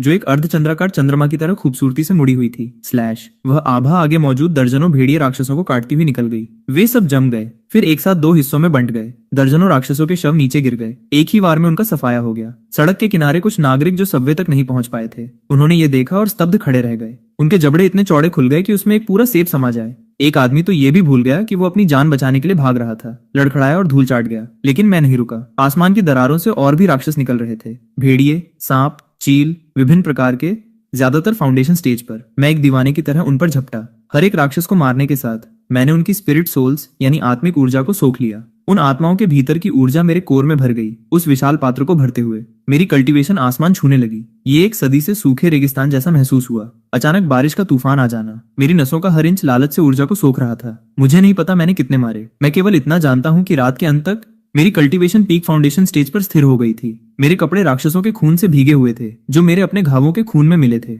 लेकिन मेरी आंखों में आग जल रही थी। आंट सारा, मेरा इंतजार करो। चाहे तुम कहीं भी हो, मैं तुम्हें ढूंढ लूंगा। अगले कुछ हफ्तों में मैंने दीवानों की रफ्तार से राक्षसों का शिकार किया। दिन में शहर के बाहरी इलाकों में शिकार करना, रात में खाली खंडहरों में कल्टीवेशन करना। मेरी कल्टीवेशन शुरुआती, मध्य और पीक गोल्डन कोर स्टेज तक चढ़ती गई। हर एक ब्रेक थ्रू अविश्वसनीय रूप से सुचारू था, जैसे किसी जाने पहचाने रास्ते पर चलना। दूसरी बार इस पर चलते हुए हर कदम दोषरहित था। तीसरे सप्ताह के अंत तक मैं पीक गोल्डन कोर तक पहुंच गया। नेसेंट सोल स्टेज की दहलीज को छूते हुए, जो अर्थ पर एक टियर 10 कमांडर अवेकन के बराबर है। मैंने ब्यूरो से दूरी बनाए रखी। कोई परेशानी नहीं चाहता था, लेकिन जो होना था वो हुआ। उस शाम बे सिटी के ऊपर का आसमान फिर से फट गया, लेकिन यह दरार पहले से कहीं बड़ी थी। इतनी बड़ी कि एक फुटबॉल मैदान को निगल जाए। काली धुंध उबलते हुए स्याही के समुद्र की तरह मथ रही थी। दरार से एक अभूतपूर्व कड़ा राक्षसी आभा मंडल यानी डिमोनिक ऑरा उमड़ पड़ा। 2 मील दूर होने पर भी मैंने उस कंपकपा देने वाले दबाव को महसूस किया। नेसेंट सोल नहीं, उससे भी अधिक। पीक नेसेंट सोल जो डीटी स्टेज की सीमा पर थी। एक विशालकाय जीव बाहर रेंग आया, स्याही जैसा काला, एक विशाल अजगर। गोधूली वेला में उसकी स्केल्स यानी तराजू एक अजीब बैंगनी रंग को प्रतिबिंबित कर रही थी। शहर के सीवर पाइप जितना मोटा, इतना लंबा कि आप उसकी पूंछ नहीं देख सकते थे। कम से कम 300 फीट बे सिटी के ऊपर कुंडली मारे हुए। जब उसने अपनी जीभ लपलपाई तो मीलों तक तापमान गिर गया। सबसे भयानक बात, वो बोला, यहाँ इंसानों की गंध तेज है। बहुत बढ़िया। इंसानी भाषा बोलते हुए उसके पास चेतना थी। यह एक वास्तविक बड़ा राक्षस था और उसके पीछे अनगिनत छोटे राक्षस चल रहे थे। ब्यूरो सक्रिय हो गया। न केवल हार्पर की बे सिटी शाखा, मुख्यालय ने बैकअप के रूप में एक कमांडर रैंक के अवेकंट को भी भेजा। राइडर युवा था, लेकिन उसकी गहरी आंखों से पता चलता था कि उसने कई लड़ाइयां देखी थीं। उसने एक धात्विक आध्यात्मिक ऊर्जा का संचार किया। उसकी शक्ति ने एक विशाल जलती हुई ब्लेड का रूप ले लिया। वह आध्यात्मिक दबाव भी जारी कर सकता था। पीक कमांडर जो पीक गोल्डन कोर के बराबर है, लेकिन इस रसातल के सांप यानी एबिसल सेरपेंट के सामने वह मुश्किल से टिक पाया। वे 10 मिनट से भी कम समय तक लड़े। राइडर को उसकी पूंछ से एक झटका लगा, जिससे वह तोप के गोले की तरह दूर जा गिरा। रुकने से पहले 3 इमारतों को तोड़ता हुआ निकल गया। खून थूकते हुए वह मलबे में घुटनों के बल बैठ गया। चेहरा पीला पड़ गया। वह एक कमांडर था, लेकिन एक नेसेंट सोल राक्षस के सामने कागज की तरह था। ब्यूरो के बाकी सदस्यों का हाल बदतर था। 100 से अधिक अवेकंड मौके पर ही मारे गए। कुछ को सांप ने बीच से 2 टुकड़ों में काट दिया था। अनगिनत अन्य गंभीर रूप से घायल हो गए थे। मुख्यालय का बैकअप कहाँ है? लानत है, यह एक आत्मघाती मिशन है। मेडिकल टीम कहाँ है? मियां नहीं टिक सकती। एक सुनहरे बालों वाले युवा ने अपनी बाहों में लड़की के घाव को ढकते हुए रोया। वे सभी बे सिटी ब्यूरो के एनफोर्सर्स थे। वह खून से लथपथ लड़की उसकी प्रेमिका भी थी। कप्तान, मेडिकल टीम, वे सब मर चुके हैं। ये सिर्फ डर नहीं था, ये निराशा थी। ये कमांडर स्तर नहीं है, ये किंग स्तर है। इस शक्ति के खिलाफ हम बस अपनी जान फेंक रहे हैं। कप्तान, क्या हमें पीछे हट जाना चाहिए? युवा ने अपने आंसू पोंछे। उसका चेहरा दृढ़ हो गया। उसने कांपते हुए एक लाइटर निकाला और एक सिगरेट जलाई। मिया को लो और पीछे हटो। उसे सुरक्षित रखो। कप्तान, क्या आप पागल हो गए हैं? अन्य टीमें अभी भी लड़ रही हैं। हमारे पीछे बे सिटी के लाखों नागरिक हैं, लाखों लोग। अगर हम पीछे हट गए तो उनका क्या होगा? आप में से बाकी लोग, अगर मरने से डर नहीं लगता तो मेरे पीछे आओ। टीम के सदस्य वास्तव में मरने के लिए तैयार दिख रहे थे। दूसरी तरफ हार्पर पूंछ की चपेट में आ गई थी, जिससे वो दर्जनों फीट दूर एक पलटी हुई बस में जा गिरी और बेहोश हो गई। रसातल का सांप आलस्य से कुंडली मारे बैठा था। उसकी आंखें मनोरंजन से भरी थीं। उसके लिए ये इंसान सिर्फ चींटियां थे जिन्हें वो एक झटके से कुचल सकता था। उबाऊ, क्या इस दुनिया के इंसान इतने कमजोर हैं? इन्हें मारने में कोई मजा नहीं है। लेकिन अगले ही पल उसने एक आदमी को साए से बाहर आते देखा, जो उसकी तरफ कदम दर कदम बढ़ रहा था। धीमा, पूरी तरह से गैर धमकी भरा। धूल अभी थमी नहीं थी। आग की रोशनी मेरे चेहरे पर प्रतिबिंबित हो रही थी। सांप ने अपना सिर झुकाया, मुझे घूरते हुए। मेरी कल्टीवेशन को महसूस कर सकता था। Peak foundation stage. उसकी आंखों में एक चींटी। फिर भी उसने अपनी आत्मा की गहराई में एक ठंडक महसूस की, जैसे कोई चीज उसके दिमाग में उकेरी गई हो, जिससे ये आदमी जाना पहचाना लग रहा था। लेकिन एकमात्र फाउंडेशन स्टेज, उसकी सदियों की शक्ति का कोई मुकाबला नहीं था। एक और मौत चाहने वाला। मैंने कुछ नहीं कहा। ऊर्जा मेरे कोर में बेतरतीब ढंग से घूम रही थी, एक ऐसे पैटर्न में प्रवाहित हो रही थी जो मेरी वर्तमान स्टेज से बहुत परे थी। एक गुप्त कला जो मैंने अपने पिछले जीवन में बनाई थी। नेदर स्ट्राइक यानी नेदर स्ट्राइक एक सुप्रीम लॉर्ड का कातिल वार, सोल पावर द्वारा निर्देशित सांसारिक ऊर्जा का उपयोग एक ब्लेड के रूप में करते हुए जो एक उंगली में एकत्र होती है। एक बार जैसे पाताल लोक का पानी उमड़ पड़ा हो, सभी जीवन को नष्ट करते हुए। इस कला को चलाने के लिए पीक फाउंडेशन ऊर्जा का उपयोग करना ऐसा था जैसे एक नदी को एक कटोरे में समाना। शरीर को बड़े पैमाने पर बैकलैश यानी प्रतिघात का सामना करना पड़ता। लेकिन क्या मैं इसे कर सकता था? मुख्य बात ऊर्जा की मात्रा नहीं थी, बल्कि अंतर्दृष्टि की गहराई थी। 300 साल की अंतर्दृष्टि, साथ ही सिस्टम के पिछले इन्फ्यूजन काफी गहरे थे। सांप अधीर हो गया। उसकी पूंछ भयानक बल के साथ घूमी, जो एक पहाड़ को मलबे में बदल सकती थी। मैं बिल्कुल आखिरी सेकंड में हटा। पूंछ मेरे कपड़ों को छूती हुई जमीन से जा टकराई। जमीन सैकड़ों फीट तक एक गड्ढे में ढह गई। मैंने खुद को स्थिर करने के लिए हवा में 3 बार पलटी मारी। उतरने से पहले मैंने अपनी दाहिनी तर्जनी उंगली यानी इंडेक्स फिंगर आगे बढ़ाई। सिरे पर एक अजीब सी नीली रोशनी का कण इकट्ठा हो गया। यह आध्यात्मिक ऊर्जा की शानदार चमक नहीं थी, बल्कि एक गहरी डार्क रोशनी थी, जैसे रसातल में जलने वाली भूतों की आग। सांप की पुतलियां तेजी से सिकुड़ गईं। उसने रोशनी के उस छोटे, लगभग नगण्य कण में इसे महसूस किया। उसमें एक भयानक शक्ति थी जो उसे मिटाने के लिए पर्याप्त थी। पिछले और वर्तमान जीवन दोनों को मिलाकर असंभव। तुम सिर्फ फाउंडेशन पर, इससे पहले कि वो पूरा कर पाता। मैंने अपनी उंगली से इशारा किया। Nether strike. मेरी उंगली से अजीब नीली रोशनी की एक किरण निकली, जो हवा को चीरती हुई तेजी से गूंजी। ये चलती हुई रोशनी जैसी नहीं लगी, बल्कि ऐसा लगा जैसे अंतरिक्ष खुद ही फट रहा हो। वह किरण नग्न आंखों के लिए बहुत तेज थी। रोशनी सांप की आंखों में प्रतिबिंबित हुई। फिर उसका सिर फट गया। काला खून झरने की तरह बरस पड़ा। विशाल शरीर ने नियंत्रण खो दिया और आसमान से गिर गया, सड़कों से टकराया, सैकड़ों फीट तक धूल उड़ाते हुए। एक ही उंगली से एक नेसेंट सोल राक्षस का नामो निशान मिटा दिया गया। मैं उतरा, लेकिन मेरी दाहिनी बांह कांप रही थी। एक उच्च स्तरीय कला को जबरदस्ती चलाने का बैकलैश। कई नसों में छोटी दरारें आ गईं। मेरे मुंह से खून की एक धार निकली। जीवित बचे ब्यूरो सदस्य स्तब्ध रह गए। राइडर मलबे से बाहर रेंग कर आया, धूल से ढका हुआ, चेहरा अविश्वास से भरा था। उसने अभी अभी एक युवा को देखा, जो प्रतीत होता है कि केवल एक जनरल रैंक का था। उसने एक नेसेंट सोल राक्षस को एक उंगली से मार डाला, जिसके सामने वो 300 सेकंड भी नहीं टिक सका था। बे सिटी में ऐसा कोई कब से रहने लगा? लेकिन इससे पहले कि वे सदमे से उबर पाते, आसमान फिर से फट गया। इस बार दरार बड़ी और गहरी थी। इससे निकलने वाले आभा मंडल ने उसका खून जमा दिया। एम्परर स्तर का राक्षसी आभा मंडल यानी एम्परर लेवल डिमोनिक ऑरा। दरार से एक इंसानी आकार की परछाई बाहर आई। हाँ, चलकर आई, रैंक कर नहीं, उड़कर नहीं, उमड़कर नहीं, बल्कि शांति से एक शालीनता के साथ बाहर आई जो सभी जीवन को तुच्छ समझती थी। यह एक इंसानी शरीर वाला राक्षस था। एक पुरुष का चेहरा, अजीब रूप से सुंदर, जेड यानी एक प्रकार का कीमती पत्थर जैसी पीली त्वचा, लेकिन लंबवत सुनहरी सांप जैसी पुतलियों के साथ। उसने पिच ब्लैक आर्मर पहन रखा था। गहरे बैंगनी रंग की स्केल से ढके विशाल पंखों की एक जोड़ी उसके पीछे फैली थी, जिसने लगभग आधा आसमान ढक लिया था। एम्परर स्तर का राक्षस एस्टेरोथ। मैं वहीं खड़ा रहा, आसमान से उतरते भयानक दबाव को महसूस करते हुए। इस स्तर के राक्षस अर्थ पर शायद ही कभी दिखाई दिए थे, और अब एक यहाँ छोटी बे सिटी में था। राइडर का चेहरा अब सिर्फ पीला नहीं था, वह बिल्कुल सफेद पड़ चुका था। उसने अनगिनत लड़ाइयां लड़ी थीं, लेकिन कभी एम्परर स्तर के प्राणी का सामना नहीं किया था, क्योंकि अर्थ पर पूरे देश में केवल एक ही एम्परर रैंक का अवेकंट था, और वो व्यक्ति दूसरे एम्परर स्तर के राक्षस के खिलाफ रक्षा करते हुए उत्तरी मोर्चे पर था। दूसरे शब्दों में, बे सिटी के पास इस चीज से निपटने की कोई शक्ति नहीं थी। हेलीकॉप्टर अभी भी ऊपर चक्कर लगा रहे थे, उपग्रह के माध्यम से दृश्य प्रसारित कर रहे थे। वापस ब्यूरो के राष्ट्रीय मुख्यालय में कमांड रूम में सन्नाटा पसरा था। बड़ी स्क्रीन पर एस्टेरोथ एक उतरते हुए राक्षस देवता की तरह लग रहा था। एम्परर स्तर, एक और एम्परर स्तर। बे सिटी ही क्यों, ये केवल एक सी क्लास रक्षा शहर है। उत्तरी मोर्चे पर एम्परर कोल से संपर्क करे। नहीं, बहुत देर हो चुकी है। सबकी निगाहें स्क्रीन पर टिकी थीं। एस्टेरोथ ने नीचे शहर के खंडहरों और मलबे में कांपते हुए चींटी जैसे इंसानों को देखा। वह मुस्कुराया, शुद्ध अवमानना की एक मुस्कान। अभी अभी जो ऊर्जा की धड़कन थी वह कुछ हद तक दिलचस्प थी। उसकी आंखें मुझ पर पड़ी। क्या तुमने मेरे मोहरे को मारा? मैंने अपनी मुट्ठियां भींच लीं। नेदर स्ट्राइक के बैकलैश के कारण मेरी दाहिनी बाह में अभी भी दर्द हो रहा था। मेरी नसों की दरारें ठीक नहीं हुई थीं। नेसेंट सोल स्टेज पर भी नहीं। एक डीटी स्टेज यानी डीटी स्टेज के एम्परर राक्षस के खिलाफ मेरे मौके लगभग शून्य थे। मैं बचने के लिए एक कला का उपयोग करने में पूरी तरह सक्षम था। सुप्रीम लॉर्ड की गति, अंतर्दृष्टि और फाउंडेशन ऊर्जा के साथ मैं कम से कम उसकी ट्रैकिंग रहने से बच सकता था। लेकिन मैं नहीं गया, क्योंकि मेरे पीछे लोग थे। बेहोश हार्पर, घायल राइडर और ब्यूरो के सदस्य जो बाहर नहीं निकल सके थे, एंड भूमिगत आश्रयों की ओर भागते अनगिनत नागरिक। लेकिन आंट सारा, वह अभी भी जीवित हो सकती हैं। अगर मैं यहाँ मर गया तो उस मृत शहर में उन्हें ढूंढने कौन जाएगा? लेकिन अगर मैं भाग गया तो यहाँ के लोगों का क्या होगा? लानत है, मैं कभी कोई संत नहीं था। अपने 300 साल के कल्टीवेशन में मैंने अनगिनत लोगों को धोखा दिया, उनके साथ चालाकी की और उन्हें मार डाला। मैंने हर संभव दुष्ट काम किया, लेकिन यह अर्थ यानी पृथ्वी है, वह स्थान जहाँ मैं पैदा हुआ और पला बढ़ा। मैं बस अपनी पीठ फेर कर भाग नहीं सकता था, जबकि मेरे लोग मर रहे थे। शायद ये वही था जो आंट सारा ने मुझे सिखाया था। ईथन, हमेशा एक अंतरात्मा रखना। एस्टेरोथ मेरी खामोशी से परेशान लग रहा था। चींटी, तुम इंसान कुछ खास नहीं हो। मैं सर्वोच्च सत्ता यानी सुप्रीम बीइंग के आदेश से इस क्षेत्र में उतरा हूँ। मैंने सोचा था कि यह मजेदार होगा, लेकिन यह बहुत उबाऊ है। सर्वोच्च सत्ता, इसका क्या मतलब था? क्या ये राक्षस दरारों से बेतरतीब ढंग से नहीं गिर रहे थे? उन्हें यहाँ आदेश देकर भेजा गया था।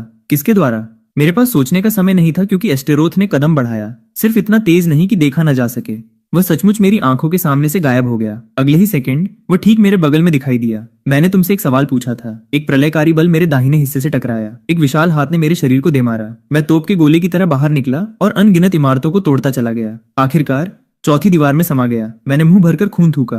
कई पसलियां टूट गईं, अंग खिसक गए, नसें फट गईं। क्या बस इतना ही है? एस्टेरोथ की आवाज दूर से आई, जो निराशा से भरी थी। मैंने खुद को दीवार के गड्ढे से बाहर निकाला और लड़खड़ाते हुए पैरों पर खड़ा हो गया। मेरी दृष्टि धुंधली थी, मेरा मुंह खून से भरा था, लेकिन मेरा दिमाग साफ था। मेरी वर्तमान शक्ति और स्थिति के साथ मिडडिटी स्टेज यानी मिडडिटी स्टेज, आमने सामने की लड़ाई असंभव थी। लेकिन किसने कहा कि मुझे आमने सामने लड़ना है? मैंने अपने मुंह से खून पोंछा और मुस्कुराया। एस्टेरोथ ने एक भौं उठाई। एक मरता हुआ आदमी सचमुच मुस्कुरा रहा था। वह हमला करने के लिए नहीं दौड़ा। ऐसा लगा जैसे वो देखना चाहता हो कि इस चींटी के पास और क्या चालें हैं। मैंने अपनी जीवन प्रत्याशा यानी लाइफ स्पैन को जलाना शुरू कर दिया। ये एक प्रतिबंधित कला यानी फॉरबिडन आर्ट थी। थोड़े समय के लिए अपनी सीमाओं से परे शक्ति का प्रदर्शन करने के लिए अपने जीवन को दांव पर लगाने की कीमत पर। सामान्य कल्टीवेटर्स केवल 1 या 2 छोटे चरण यानी माइनर स्टेज ही कूद सकते थे, लेकिन मैं सामान्य नहीं था। मेरा कोर वेसल यानी पात्र सुप्रीम लॉर्ड स्तर का था। मेरी अंतर्दृष्टि सुप्रीम लॉर्ड स्तर की थी। मुझ में बस ऊर्जा की कमी थी, और जीवन काल को जलाना पूरी तरह से जीवन शक्ति को ऊर्जा में परिवर्तित कर देता था। शक्ति के लिए जीवन का सौदा, सब कुछ दांव पर लगाना। मेरे कोर में एक उबलती हुई शक्ति ज्वालामुखी की तरह फूट पड़ी। कल्टीवेशन, शुरुआती, मध्य, पीक गोल्डन कोर। शुरुआती नेसेंट सोल अभी भी बढ़ रही थी। मिड, पीक, नेसेंट सोल, ये सीमा थी। इससे ऊपर जाना जीवन काल जलाना नहीं होता, ये आत्म विनाश होता। मिड डीटी स्टेज के खिलाफ पीक नेसेंट सोल, एक पूरे बड़े चरण यानी मेजर स्टेज और 2 छोटे चरणों का अंतर। ये अभी भी निश्चित मौत जैसा लग रहा था, लेकिन ये काफी था। मेरे लिए वो एक तलवार का वार करने के लिए काफी था। मैंने अपनी पूरी ऊर्जा एकत्र की, इसे अपने दाहिने हाथ में प्रवाहित किया। मेरी हथेली में एक भ्रामक लंबी तलवार बन गई, जो बिल्कुल ईरेन ब्लेड जैसी दिख रही थी, पूरी तरह से पारदर्शी, एक हल्की चांदी जैसी सफेद रोशनी के साथ चमकती हुई। ये मेरे पिछले जीवन की सिग्नेचर तलवार कला थी। स्टारफॉल यानी स्टारफॉल, हमले की सीमा की कीमत पर पूरी शक्ति को एक ही बिंदु पर केंद्रित करना, एक गिरते हुए तारे की तरह एक वार जिसे रोका न जा सके। एस्टेरोथ को आखिरकार एहसास हुआ कि कुछ गड़बड़ थी। उसने उस भ्रामक तलवार के भीतर की भयानक शक्ति को महसूस किया। ये नेसेंट सोल स्तर की शक्ति नहीं थी। ये आखिर क्या था? आखिरकार उसके चेहरे पर खौफ का भाव आ गया, लेकिन ये सिर्फ आश्चर्य था। एक डीटी स्टेज के राक्षस के रूप में उसके पास ट्रम्प कार्ड यानी तुरूप का पत्ता कैसे नहीं हो सकता था। लेकिन जैसे ही मैं वार करने वाला था, आसमान फट गया। पहले जैसी स्थानिक दरार नहीं, पूरा आकाश ही चीर दिया गया था। अर्थ पर समय जैसे थम गया हो, लेकिन ये अर्थ यानी पृथ्वी हो। आकाश को घेरे हुए एक आकाश गंगा स्वर्ग से फूट पड़ी। सबसे ऊंचे आसमान से चांदी के झरने जैसी चकाचौंध करने वाली सितारों की रोशनी बरस पड़ी। मैं उस पल के एहसास को कभी नहीं भूलूंगा। उस आकाश गंगा से निकलने वाला दबाव इतना विशाल था कि वह निराशा लेकर आया, इतना भयानक कि आत्माएं कांप उठी। हर कोई नीचे दब गया, हिलने डुलने में असमर्थ। राइडर सीधे अपने घुटनों के बल गिर पड़ा और खून थूकने लगा। बेहोश हार्पर का शरीर बेकाबू होकर कांपने लगा। सामान्य लोग मीलों दूर बेहोश हो गए, यहाँ तक कि एक डीटी स्टेज के एम्परर राक्षस एस्टेरोथ के चेहरे पर भी एक भाव था, उसकी हड्डियों से रिश्ता हुआ एक डर, क्योंकि वो जानता था कि ये किस स्तर की शक्ति थी। डीटी नहीं, वॉइड यानी वॉइड नहीं। उसने इस आभा मंडल को पहचान लिया, इस ब्रह्मांड में शक्ति का सर्वोच्च स्तर। उस आकाशगंगा के भीतर से एक आकृति धीरे धीरे बाहर आई। उसी पल राष्ट्रीय मुख्यालय को जाने वाला हेलीकॉप्टर का सिग्नल बंद हो गया, ठीक उसी तरह जैसे किसी अदृश्य शक्ति ने इसे सीधे काट दिया हो। सिर्फ यहाँ नहीं, अर्थ का पूरा नेटवर्क, सैटेलाइट संचार और इलेक्ट्रोमैग्नेटिक सिग्नल सब बंद हो गए। हर स्क्रीन स्टैटिक यानी झिलमिलाहट में बदल गई। हर राडार खाली हो गया, जैसे किसी ने पूरे ग्रह को म्यूट कर दिया हो। और आकाशगंगा से सितारों की रोशनी पर एक आकृति बाहर आई, जिसने एक गहरा राक्षसी चोगा यानी डेमोनिक रॉबे पहना हुआ था। काले और लाल पैटर्न, जलते हुए खून की तरह बहते हुए, बर्फ जैसे सफेद बाल, सितारों की रोशनी में ठंडी चांदी के साथ चमकते हुए। चेहरा पीला, लगभग पारदर्शी, इस दुनिया के लिए बहुत अलौकिक। उसके माथे पर एक गहरा लाल राक्षसी निशान था, जैसे कि तीसरी आंख या हमेशा खिलने वाला खून का फूल। ठंडी, हिंसक, दीवानी, फिर भी एक दिल दहला देने वाला अकेलापन समेटे हुए। वो हवा में तैर रही थी। उसके राक्षसी आभा मंडल ने सैकड़ों मील तक आसमान को गहरा लाल रंग दिया। उसकी आंखों ने उस अजीब कंक्रीट के जंगल को देखा, गगनचुंबी इमारतें, हाईवे, कारें, लाइटें, चीजें जो उसके लिए पूरी तरह से पराई थीं। फिर उसने नीचे देखा, खंडहरों को देखा, खून को देखा, एस्टेरोथ को देखा, एंड आखिरकार मुझे देखा, जो खून से लथपथ था, उस गंदगी में मुश्किल से खड़ा था। समय जैसे रुक गया। दो दुनियाओं के स्थान और समय के पार हजारों फीट की दूरी से हमारी आंखें मिली। उसकी आंखों में झटका, आश्चर्य और एक अवर्णनीय इमोशन था जो शब्दों के लिए बहुत जटिल था। मैंने वो भावना 300 साल पहले देखी थी, जब मैं उससे पहली बार मिला था, जब वो 5 साल की थी, जब मैंने उसे उस झोपड़ी से बाहर निकाला था। पहली बार जब उसने अपनी आंखें खोली और मुझे देखा, तो ये बिल्कुल वही रूप था जैसे निराशा के रसातल में रोशनी की एक किरण देखना। इस प्रलयकारी दबाव के तहत एस्टेरोथ खड़ा भी नहीं हो सका। उसकी टांगें कांप रही थीं, उसकी आंखें डर से भरी थीं। आत्मा की गहराई में पैदा हुआ एक डर, ऐसा कुछ नहीं जिसे वो शक्ति से रोक सके, क्योंकि वे एक ही स्तर पर नहीं थे। वह बोलना चाहता था, भीख मांगना चाहता था, धमकी देना चाहता था, भागना चाहता था, कुछ भी, लेकिन वो अपना मुंह तक नहीं खोल सका। क्लो ने उसकी तरफ देखा तक नहीं। उसकी निगाहें, जब से उसने मुझे देखा था, कभी दूर नहीं हटी। तभी आकाशगंगा से तलवार की रोशनी की एक चमक बिखरी, बस एक हल्की सी चमक, स्याही के सबसे हल्के स्ट्रोक की तरह अंतरिक्ष को चीरती हुई एस्टेरोथ के डोमेन यानी क्षेत्र को पार कर गई। उसकी राक्षसी ढाल, उसकी शारीरिक सुरक्षा, सब कुछ चीर दिया। एस्टेरोथ जम गया। फिर एक टूटे हुए शीशे की तरह वह बिखर गया। राख तक नहीं बची। एक डीटी स्टेज के एम्परर राक्षस को इस रहस्यमय महिला से एक सीधी नजर तक नहीं मिली। एक कुचली हुई चींटी की तरह मिटा दिया गया। जीवित बचे लोगों में से किसी ने बोलने की हिम्मत नहीं की। ऐसा नहीं था कि वे नहीं चाहते थे, वे नहीं कर सकते थे। उस सुप्रीम लॉर्ड के दबाव से दबे हुए सांस लेना भी एक विलासिता थी। राइडर जमीन पर पड़ा था, उसकी हड्डियां चरमरा रही थीं। ऐसा लग रहा था जैसे उसे चपटा करके पैनकेक बनाया जा रहा हो। उसने खून से धुंधली आंखों से ऊपर देखने के लिए संघर्ष किया। उसने खून से भरी आंखों से ऊपर देखने के लिए संघर्ष किया, आकाश में उस आकृति को देखते हुए। यह किस तरह का राक्षस है? यह अब एम्परर स्तर नहीं है, यह किसी भी रैंक से परे है जिसे वो जानता था। और क्लो आखिरकार हिली। वह आसमान से नीचे उतरी। मुझे उसकी खुशबू आई। अभी भी विंटर प्लम ब्लॉसम्स यानी सर्दियों के बेर के फूलों की वही ठंडी सुगंध। 300 साल, वो बिल्कुल नहीं बदली है। मैं खून से लथपथ मलबे में कमजोरी से लेटा था। उसे एक दयनीय स्थिति में देखते हुए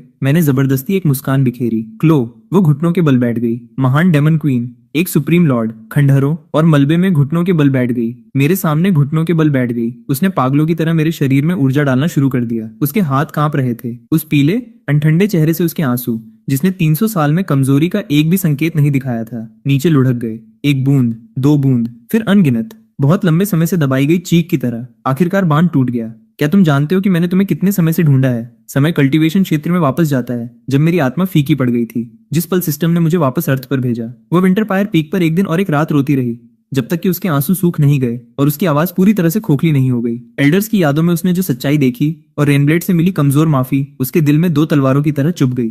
300 साल की नफरत, 300 साल का द्वेष एक पल में ढह गया, जिसकी जगह नफरत से 10,000 गुना अधिक दर्दनाक भावना ने ले ली। उसने उस आदमी को मार डाला जिसने हमेशा उसकी रक्षा की थी। उस आदमी को मार डाला जिसने उसे रसातल से बाहर निकाला और 300 साल तक अंधेरे में उसकी रक्षा की।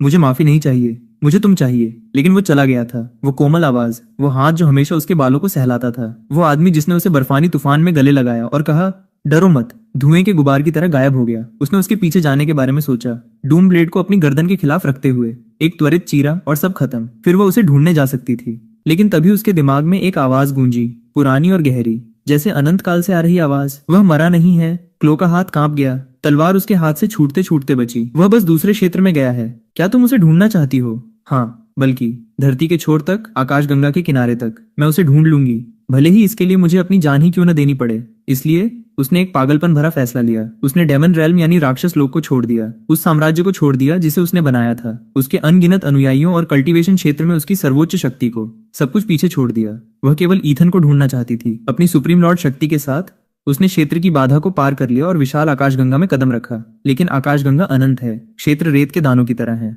अनगिनत। वो उसे कैसे ढूंढ सकती थी? कोई दिशा नहीं, कोई सुहाग नहीं, केवल उस आवाज द्वारा छोड़ा गया एक अस्पष्ट मार्गदर्शक। कर्म के धागे का अनुसरण करते हुए, कर्म के धागे का, उसके और ईथन के बीच 300 साल के बंधन ने क्षेत्रों के पार एक धुंधला कर्म धागा यानी कार्मिक थ्रेड बना दिया था। एक सुप्रीम लॉर्ड के रूप में वह मुश्किल से इसकी दिशा को महसूस कर सकती थी। इसलिए उसने एक के बाद एक क्षेत्र का पीछा किया। आकाशगंगा में हर एक क्षेत्र की छलांग भयानक स्थानिक अशांति यानी स्पेशल टर्बुलेंस के साथ आती थी। एक ऐसा बल जो एक शक्तिशाली कल्टीवेटर के शरीर और आत्मा को छिन्न भिन्न कर सकता था। यहाँ तक कि उसकी जैसी सुप्रीम लॉर्ड भी इससे अछूती नहीं रही। उसकी पहली छलांग पर उसका दाहिना हाथ टूट गया, शून्य में खून लाल धुंध में बदल गया। उसने अपने दांत भींचे, इसे दोबारा जोड़ा और चलती रही। अपनी दूसरी छलांग पर वह एक बंजर क्षेत्र में जा गिरी। उस दुनिया की इच्छा द्वारा उसे एक आक्रमणकारी माना गया। प्रलयकारी अस्वीकृति का सामना करते हुए स्वर्गीय बिजली की चपेट में आ गई। उसने इसका सामना किया, लेकिन उसकी 1/3 नसें टूट गईं। तीसरे बार, चौथी बार, पांचवी बार, अनगिनत बार। हर छलांग उसकी जिंदगी के साथ एक जुआ थी। क्योस सी नामक एक क्षेत्र में 3 प्राचीन सुप्रीम लॉर्ड्स ने उस पर घात लगाकर हमला किया। वहां के नियम क्रूर थे। जो सबसे योग्य है वही जीवित रहेगा। वो 7 दिन और 7 रात अकेले 3 सुप्रीम लॉर्ड्स से लड़ी। वो जीत गई, लेकिन अधमरी हो गई। उसके राक्षसी निशान टूट गए। सफेद बाल खून से लाल हो गए। उसकी आलीशान डेमन क्वीन की पोशाक चीथड़ों में बदल गई थी। वह घावों से लथपथ बेहोशी की हालत में क्योस सी के शून्य में तैर रही थी। लेकिन वह नहीं रुकी, क्योंकि वह कर्म धागा अभी भी वहां था। उसे एक दिशा में धुंधला सा मार्गदर्शन दे रहा था। आगे और आगे वह चलती रही। क्षेत्र दर क्षेत्र स्थानिक अशांति में समय विकृत हो गया था। शायद अर्थ पर केवल कुछ ही दिन बीते थे, लेकिन उसके लिए ये पूरे 1000 साल थे। अकेले उसने एक सहस्राब्दी तक अनंत आकाश गंगा और क्षेत्रों की यात्रा की। उन 10,000 वर्षों में अनकटौती जीवन और मृत्यु की लड़ाइयों के माध्यम से उसकी शक्ति को एक सुप्रीम लॉर्ड के पूर्ण शिखर तक तराशा गया था। उन 1000 वर्षों में उसका चेहरा बिल्कुल नहीं बदल, लेकिन उसकी आंखों की रोशनी बदल गई।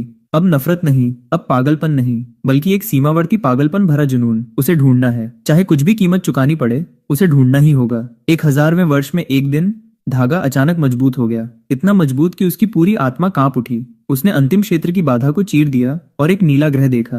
एक ऐसा आभा मंडल महसूस किया जो इतना जाना पहचाना था कि उसका रोने का मन कराया। फिर उसने उसे मलबे में खून से लथपथ देखा, मरते हुए, एक डीटी स्टेज के राक्षस का सामना करते हुए। वह किसी भी समय भाग सकता था, लेकिन एक बेवकूफ की तरह वहीं खड़ा रहा, मौत से लड़ने के लिए तैयार, बिल्कुल पहले की तरह, हमेशा की तरह, खुद को मौत के कगार पर धकेलता हुआ। उस क्षण 1000 साल से रोके हुए उसके आंसू आखिरकार बह निकले। ईथन, तुमने मुझसे झूठ क्यों बोला? प्लीज मुझे छोड़कर मत जाओ। मैं जवाब देना चाहता था, लेकिन मैं बोल नहीं सका। मेरा शरीर जवाब दे रहा था। एस्टेरोथ के वार ने मेरे अधिकांश अंगों को चकनाचूर कर दिया था। साथ ही मेरे जीवन काल को जलाने का बैकलैश भी था। इस समय मैं एक बुझती हुई मोमबत्ती की तरह था। एस्टेरोथ के वार ने मेरे अधिकांश अंगों को चकनाचूर कर दिया था। साथ ही मेरे जीवन काल को जलाने का बैकलैश भी था। इस समय मैं एक बुझती हुई मोमबत्ती की तरह था। मेरा दिमाग धुंधला हो रहा था। मेरी दृष्टि फीकी पड़ रही थी। आखिरी चीज जो मैंने देखी वो उसकी लाल आंसुओं से भरी आंखें और उसके माथे पर गहरा लाल राक्षसी निशान था। जब प्रसारण वापस आया तो सब कुछ जो कोई भी जानता था वो ये था कि एम्परर स्तर का राक्षस एक रहस्यमय शक्ति द्वारा तुरंत मारा गया था। ब्यूरो के कुछ जीवित बचे सदस्यों के अलावा रहस्यमय युवा और सफेद बालों वाली महिला चले गए थे। राइडर लड़खड़ाते हुए उठा, आसमान में ठीक हो चुकी दरार को देखते हुए। एक वाक्य निकालने से पहले उसके होंठ काफी देर तक कांपते रहे। वह किस तरह का राक्षस था? मेरी आंखें चेहरे पर टपकते गर्म तरल से खुली। मैंने अपनी आंखें खोली। मध्यम रोशनी, एक लकड़ी की छत, हवा में ताजी घास और पेड़ों की महक आ रही थी जो उस जानी पहचानी ठंडी बेर के फूल की खुशबू से मिली हुई थी। मैंने अपना सिर घुमाया। सब कुछ दर्द कर रहा था। हड्डियां, अंग, नसें, एक भी हिस्सा ऐसा नहीं था जिसमें दर्द न हो, लेकिन कम से कम मैं जीवित था। फिर मैंने उसे देखा। क्लो मेरे बगल में लेटी हुई थी। सिर बिस्तर के किनारे पर टिका हुआ था। सफेद बाल चारों ओर बिखरे हुए थे। उसके पीले चेहरे को घेरे हुए थे। वह सो रही थी। चेहरे पर अभी भी आंसुओं के निशान थे। ऐसा लग रहा था जैसे वो रोते रोते सो गई हो। उसका हाथ पतला, लगभग पारदर्शी रूप से सफेद, मेरी आस्तीन को कसकर पकड़े हुए था। इतना कसकर जैसे कि उसे डर हो कि अगर उसने छोड़ दिया तो मैं फिर से गायब हो जाऊंगा। मैं उसे काफी देर तक देखता रहा, जब तक कि बाहर की रोशनी मध्यम से तेज नहीं हो गई। यह एक छोटा केबिन था। दीवारें लट्ठों से बनी थीं। एक खिड़की, एक बिस्तर, एक साधारण मेज। बाहर एक घना जंगल था। मैं पक्षियों और एक सोते की आवाज सुन सकता थी। शहर से दूर, सब कुछ से दूर। उसने ही इसे प्रकट किया होगा। एक सुप्रीम लॉर्ड के लिए शून्य से केबिन बनाना कोई बड़ी बात नहीं थी। मैंने अपने शरीर की जांच करने की कोशिश की। अपने जीवन काल को जलाने से मुझे जो थोड़ी सी कल्टीवेशन मिली थी वो सब एस्टेरोथ से लड़ने में खत्म हो गई थी। अब मैं वापस एक निम्न स्तरीय कल्टीवेटर बन गया था, लेकिन अर्थ की ऊर्जा धीरे धीरे मेरे शरीर में रिस रही थी। मेरी क्षतिग्रस्त नसों और अंगों को पोषण दे रही थी। धीमी लेकिन निश्चित रूप से ठीक हो रही थी। मैंने नीचे क्लो की तरफ देखा। उसकी राक्षसी पोशाक में कई जगह फटन थी। एस्टेरोथ से लड़ने से नहीं, बल्कि कठोर वातावरण से यात्रा करने के कारण होने वाली टूट फूट से। उसके हाथों पर कई ठीक हो चुके निशान थे। एक सुप्रीम लॉर्ड के पास निशान कैसे हो सकते हैं जब तक कि घाव इतने गंभीर न हो कि एक सुप्रीम लॉर्ड की उपचार क्षमता भी उन्हें पूरी तरह से मिटा न सके।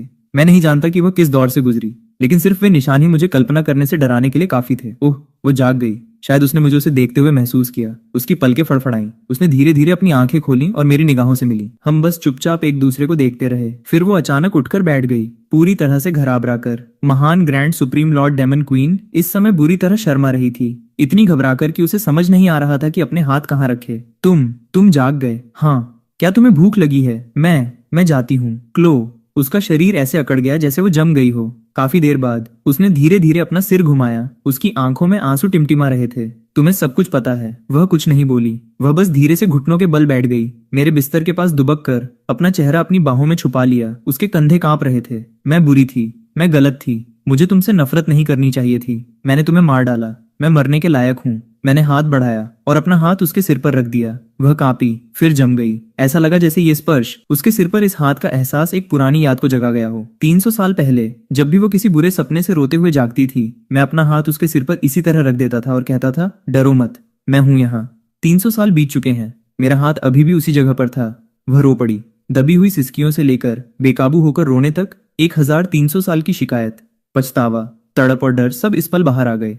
मैंने कुछ नहीं कहा, बस बार बार उसके बालों को सहलाता रहा, बिल्कुल पहले की तरह। वह बहुत देर तक रोती रही, जब तक कि बाहर का सूरज धीरे धीरे डूब नहीं गया। जब वो आखिरकार रो चुकी और उसने लाल सूजी हुई आंखों से मुझे देखा, तो मेरी आस्तीन उसके आंसुओं से भीग चुकी थी। हाँ, तुमने मुझे पहले क्यों नहीं बताया? मैं नहीं बता सकता था। कुछ बातें अंत तक नहीं कही जा सकती। क्या वह चीज है जिसे सिस्टम कहते हैं? तुम्हें सिस्टम के बारे में कैसे पता? मैंने उस एल्डर की यादों में सोल सर्च यानी आत्मा की खोज के दौरान इसे देखा था। वहां तुम्हारे किसी अदृश्य चीज से बात करने के दृश्य थे। हालांकि मैं उसे देख नहीं सकती थी, मैं महसूस कर सकती थी कि तुम आदेश ले रहे थे। हाँ, सिस्टम, वह चीज जिसने मुझे क्लाउडफॉल क्षेत्र में फेंक दिया था। उसने मुझे मिशन दिए, उन्हें पूरा करो और मैं अर्थ पर वापस आ सकता था, अपनी दुनिया में। सारे मिशन, पंथ को धोखा देना, राक्षसों के साथ गठबंधन करना, तलवार चुराना, यहाँ तक कि तुम्हारे हाथों मरना, उसने सब कुछ व्यवस्थित किया था। फिर तुमने मेरे लिए जो किया, मुझे बचाना, मेरी रक्षा करना, मेरे लिए अवसर छोड़ना, वे सिस्टम नहीं थे, वे मैंने खुद किए थे। हर एक बार उसके आंसू फिर से गिरने वाले थे। मैंने जल्दी से बात जोड़ी, रो मत, अगर तुम रोती रही तो मेरे पास कोई सूखा कपड़ा नहीं बचेगा। उसने एक हैंसी छोड़ दी, लेकिन उसे आधे रास्ते में ही रोक लिया, जिससे वो एक अजीब आधा रोने आधा मुस्कुराने वाले भाव में बदल गया। इतना बदसूरत, लेकिन इतना सुंदर भी। हमने उसके बाद बहुत बातें की। मैंने उसे सब कुछ बता दिया, सिस्टम, क्रॉसओवर, अर्थ, आंट और सारा, सब कुछ। वो बिना टोके चुपचाप सुनती रही। सब कुछ सुनने के बाद वो काफी देर तक शांत रही। फिर उसने कुछ ऐसा कहा जिसने मुझे चौंका दिया। वह आवाज जिसने मुझे तुम्हें ढूंढने के लिए निर्देशित किया था। क्या होगा अगर वो भी इसी ताने बाने का हिस्सा हो? तुम्हारा क्या मतलब है? मैंने 1000 साल तक आकाशगंगा की यात्रा की। मैंने 1000 साल तक आकाशगंगा की यात्रा की। हर बार जब मैंने किसी क्षेत्र की बाधा को चीरा, तो उसने भारी शक्ति को सोख लिया, और हर चीरे ने दो दुनियाओं के बीच की दीवार को पतला कर दिया। अगर कोई चीज मेरा इस्तेमाल करके दो दुनियाओं के बीच का रास्ता खोलना चाहती थी, तो वो आवाज एक आदर्श चारा थी। मेरी रीढ़ में एक सिहरन दौड़ गई। उसकी बात में दम था, बहुत ज्यादा दम था। वह रहस्यमय आवाज जो उसका मार्गदर्शन कर रही थी, पुरानी और गहरी, जैसे प्राचीन काल से आई हो। अगर वह दयालुता से रास्ता नहीं दिखा रही थी, बल्कि जानबूझकर उसे निर्देशित कर रही थी, तो लक्ष्य क्या था? क्लो जैसी सुप्रीम लॉर्ड से लगातार क्षेत्रों की बाधाओं को चिरवाना, ताकि किसी सत्ता के अर्थ पर उतरने का रास्ता खुल सके। इस सिद्धांत ने मुझे कंकपा दिया, लेकिन अभी इस पर गहराई से विचार करने का समय नहीं था। प्राथमिकता आंट सारा को ढूंढना था। मैंने क्लो को स्थिति बताई। उसने कुछ जिक्र किया। जब मैं पहली बार अर्थ पर आई थी, तो मैंने अपनी इंद्रियों से हजारों मील की दूरी को स्कैन किया था। यह वेस्ट ब्रिज जिसका तुमने जिक्र किया, सतह राक्षसों से घिरी हुई है, लेकिन भूमिगत इंसानों की मौजूदगी है, अभी भी जीवित है।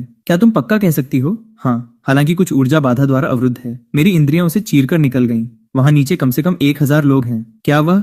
मैं तुम्हारी आंट को नहीं जानती, मैं बता नहीं सकी, लेकिन चूंकि लोग जीवित हैं, तो उम्मीद है। उम्मीद। उस पल उस शब्द ने किसी भी जादुई दवा से बेहतर काम किया। अगले कुछ महीनों तक मैंने इस केबिन में इलाज किया और कल्टीवेशन किया। क्लो की शक्ति को अर्थ की इच्छा द्वारा वॉइड स्टेज तक दबा दिया गया था। उसने अपनी इंद्रियों से 100 मील के दायरे को सुरक्षित कर लिया था। कोई भी जीव प्रवेश नहीं कर सकता था। ये निर्णायक डेमन क्वीन, जिसने सभी राक्षसों पर शासन किया था, अब अपने नश्वर पति की देखभाल करने वाली एक छोटी पत्नी की तरह काम कर रही थी। क्योंकि मैं अब व्यावहारिक रूप से नश्वर था, वो मेरे लिए रोज अलग अलग खाना बनाती थी। हालांकि वो बिल्कुल भी खाना बनाना नहीं जानती थी। उसका खाना मूल रूप से जहरीला कचरा था, लेकिन वो मुझे ये कहने नहीं देती थी कि इसका स्वाद खराब है। वो मेरी पट्टियां बदलती थी, हालांकि वो अपनी ताकत को ठीक से नियंत्रित नहीं कर पाती थी। गलती से उन्हें इतना कसकर बांध देती थी कि मैं दर्द से करहा उठता था। जब मैं कल्टीवेशन करता था, तो वो मेरी रक्षा करती थी, हालांकि वो बहुत कुछ नहीं कर सकती थी। वह रक्षा करने पर अड़ी रहती थी, बस पूरे दिन मेरे बगल में बैठी रहती थी। कभी कभी मैं उसे चोरी छिपे देखता था। जब उसे लगता कि मैं नहीं देख रहा हूँ, तो वो मेरे बालों को छूने के लिए हाथ बढ़ाती, फिर एक कड़े मैंने कुछ नहीं किया वाले भाव के साथ हाथ पीछे खींच लेती। ये 1300 साल पुरानी डेमन क्वीन वास्तव में बहुत प्यारी थी। दिन बीतते गए। अर्थ की ऊर्जा का घनत्व मेरी उम्मीदों से कहीं अधिक था। मेरा शरीर ऊर्जा को सोखता रहा। मेरी कल्टीवेशन लगातार बढ़ती गई।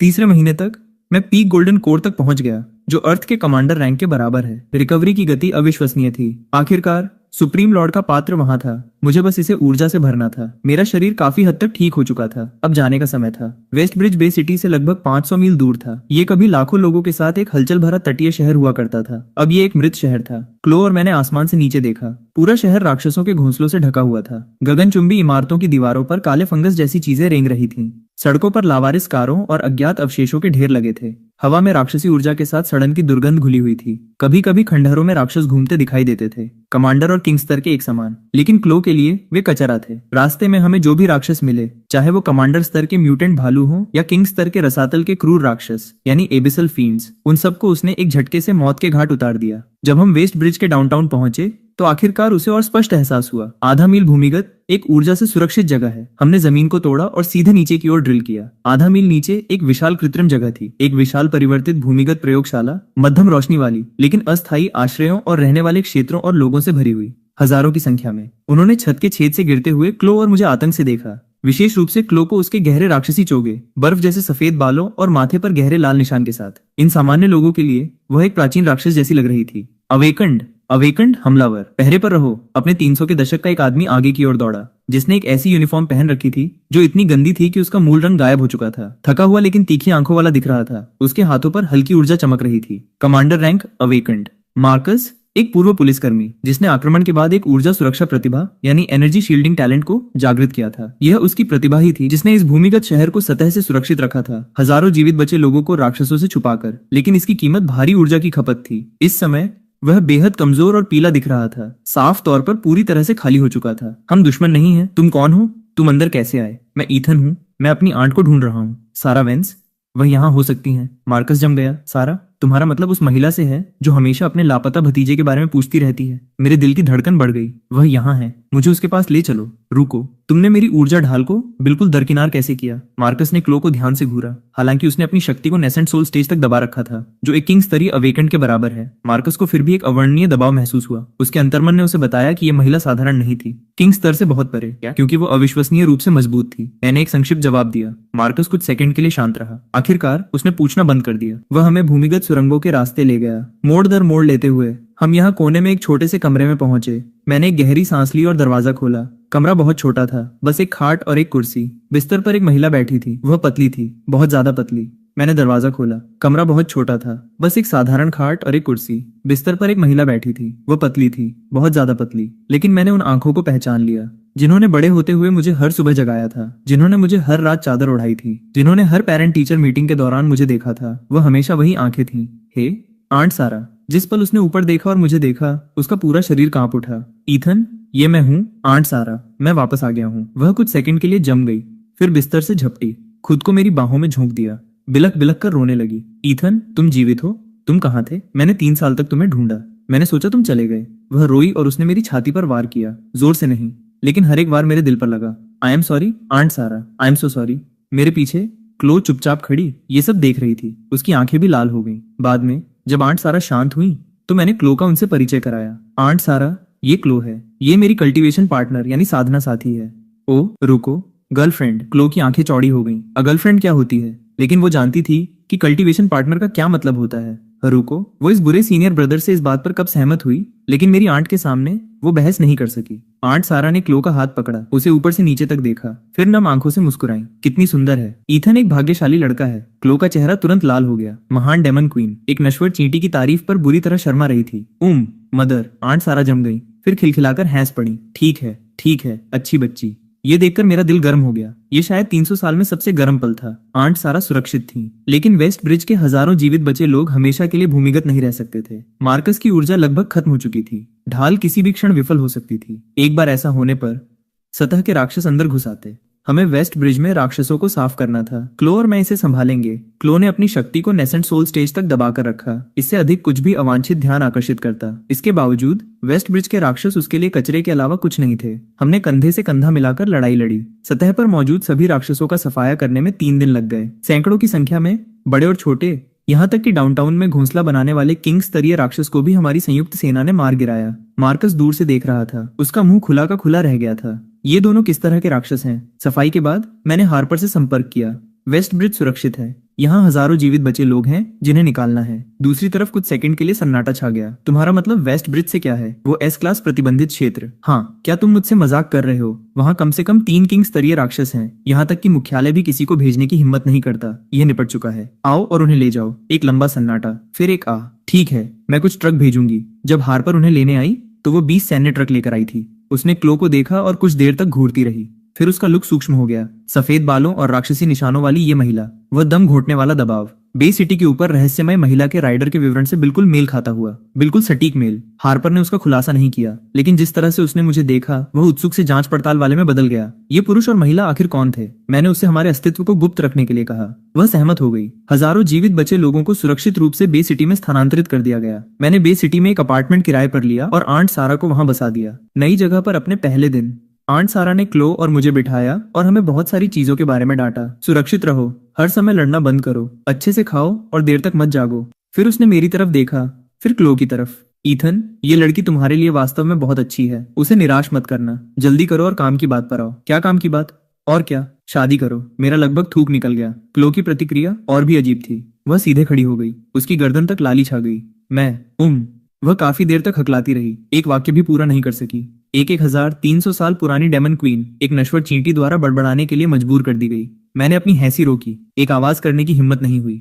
उसके बाद क्लो और मैं बे सिटी में बस गए। उसने फोन का इस्तेमाल करना सीखा, हालांकि वो टेक्सटिंग ऐप और कैमरे के बीच भ्रमित होती रही। उसने वॉशिंग मशीन का इस्तेमाल करना सीखा, पहली बार में ही डिटर्जेंट की पूरी बोतल डाल दी। झाग ऊपर आ गया और आधी बालकनी में पानी भर गया। उसने टीवी देखना भी सीखा। उसका पसंदीदा एनिमल प्लैनेट था, क्योंकि वे छोटे राक्षस बहुत मूर्ख होते हैं। कभी कभी वो रात में चुपके से मेरे पास आती थी। जब उसे लगता कि मैं सो रहा हूँ तो वो धीरे से मेरे गाल पर किस करती, फिर जल्दी से पीछे हट जाती, ये नाटक करते हुए कि कुछ नहीं हुआ। लेकिन वो नहीं जानती थी कि मैं पूरे समय जाग रहा था। 1300 साल की तड़प।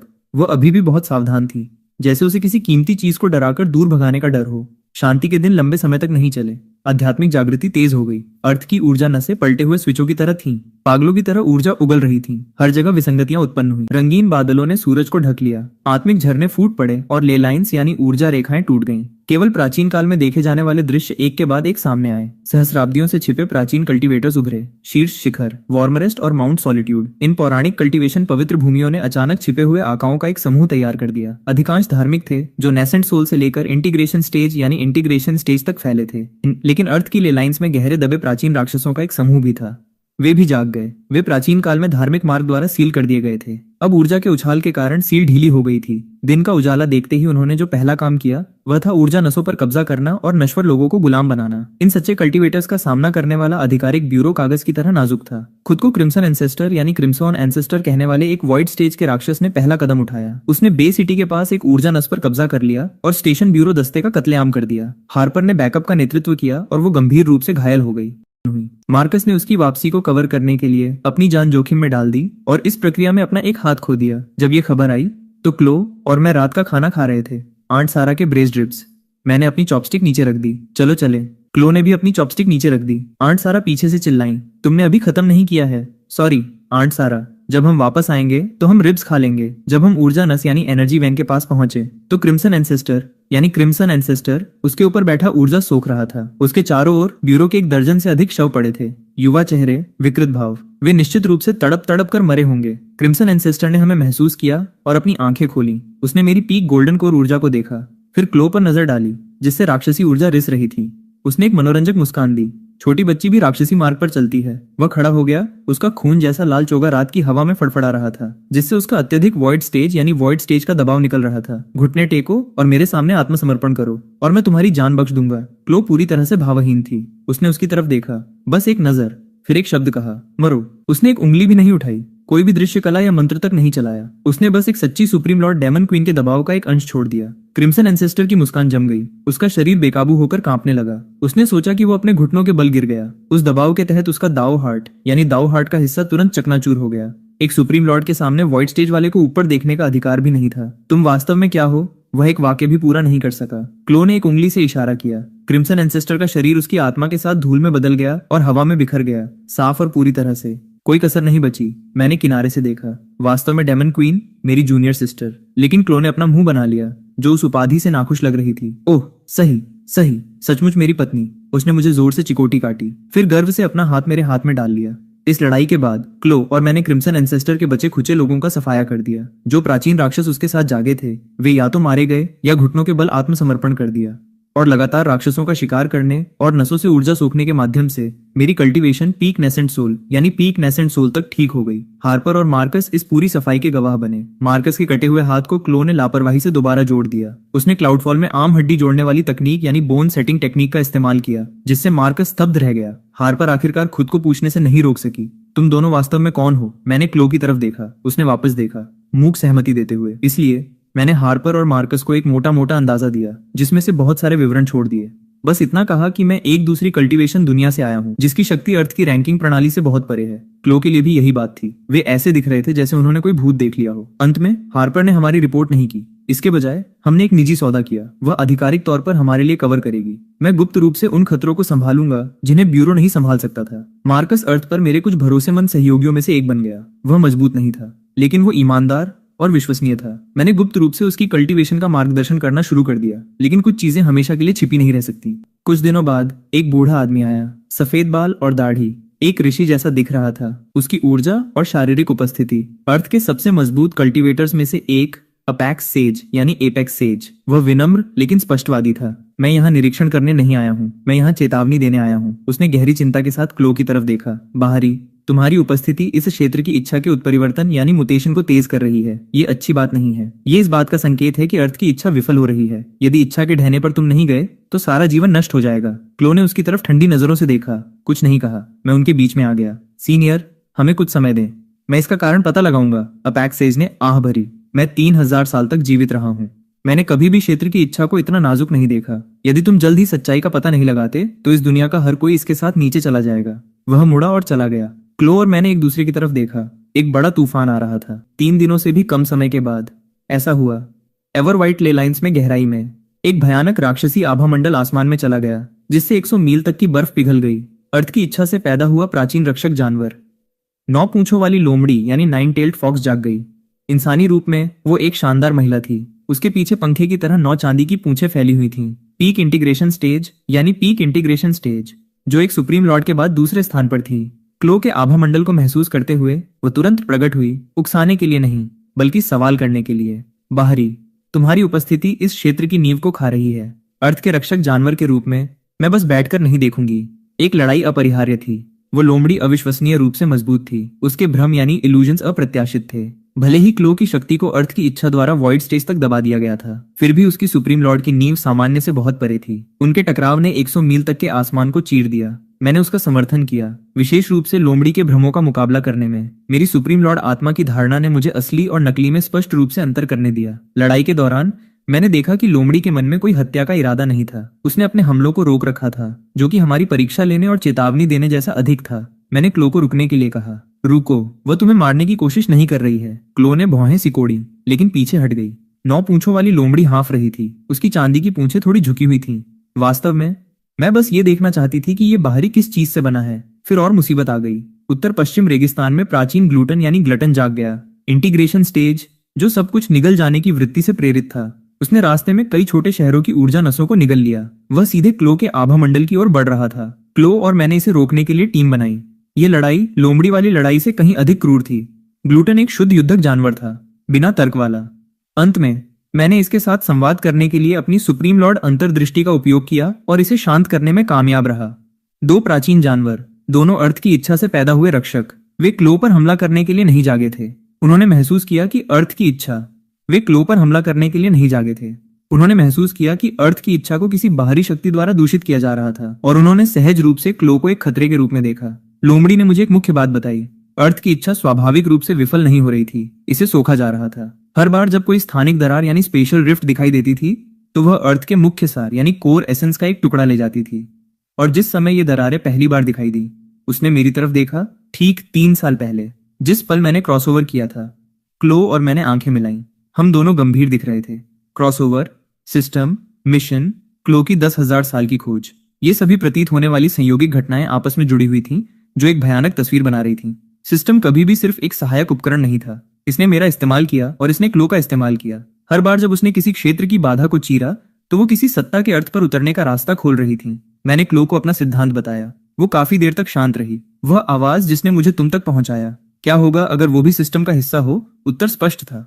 मैंने इसे प्रशांत महासागर की गहराई में एक आध्यात्मिक आंख में पाया, जो एक जानबूझकर छुपाया गया स्थानिक लंगर यानी स्पेशल एंकर था। इस पर जो आभा मंडल था वह बिल्कुल वही निशान था जो सिस्टम ने मुझ में छोड़ा था। ये गायब नहीं हुआ था, ये अर्थ की इच्छा के मूल में स्थानांतरित हो गया था। अर्थ की जीवन रेखा में एक कील की तरह जो लगातार इसके सार को सोख रहा था। सच्चाई सामने आ चुकी थी। सिस्टम की असली पहचान क्लाउडफॉल क्षेत्र की इच्छा यानी विल ऑफ द क्लाउडफॉल रियल्म थी। अरबों वर्षों में इसकी शक्ति फीकी पड़ रही थी। जीवित रहने के लिए इसे अन्य क्षेत्रों की इच्छाओं को निगलने की आवश्यकता थी। अर्थ इसका लक्ष्य बन गया। मैं इसका चुना हुआ मोहरा था। इसने मुझे सिस्टम दिया और मुझे मिशनों से प्रेरित किया, जिससे मुझे क्लाउडफॉल क्षेत्र में कर्म बनाने के लिए मजबूर किया गया। फिर मुझे एक लंगर के रूप में मौत के माध्यम से अर्थ पर वापस भेज दिया गया। क्लो की 1000 साल की खोज मुख्य कुंजी थी। हर बार जब उसने किसी क्षेत्र की बाधा को चीरा तो उसने क्लाउडफॉल की इच्छा के लिए एक व्यापक रास्ता खोल दिया। वह रहस्यमय आवाज पूरे समय क्लाउडफॉल की ही करतूत थी। जिस पल मैंने लंगर खींचा, आसमान बदल गया। प्रशांत महासागर के ऊपर एक सुनहरा छेद आसमान में चीर दिया गया, जो क्लो द्वारा चीरे गए रास्ते से 10,000 गुना बड़ा था। उस छेद से एक अत्यधिक निराशाजनक दबाव उमड़ पड़ा। किसी जीवित प्राणी की शक्ति नहीं, बल्कि एक पूरी दुनिया की इच्छा जो प्रकट और अवतरित हो रही थी। क्लाउडफॉल का असली रूप आ गया था। इसका कोई निश्चित आकार नहीं था, बस एक सुनहरी अराजकता यानी गोल्डन कैओस जो प्रकाश को निगल रही थी, आधे आसमान को ढक रही थी। अर्थ पर हर जीवित चीज ने उस दम घोटने वाले दबाव को महसूस किया। नश्वर लोग बेहोश हो गए। निम्न स्तरीय कल्टीवेटर्स ने खून थूका।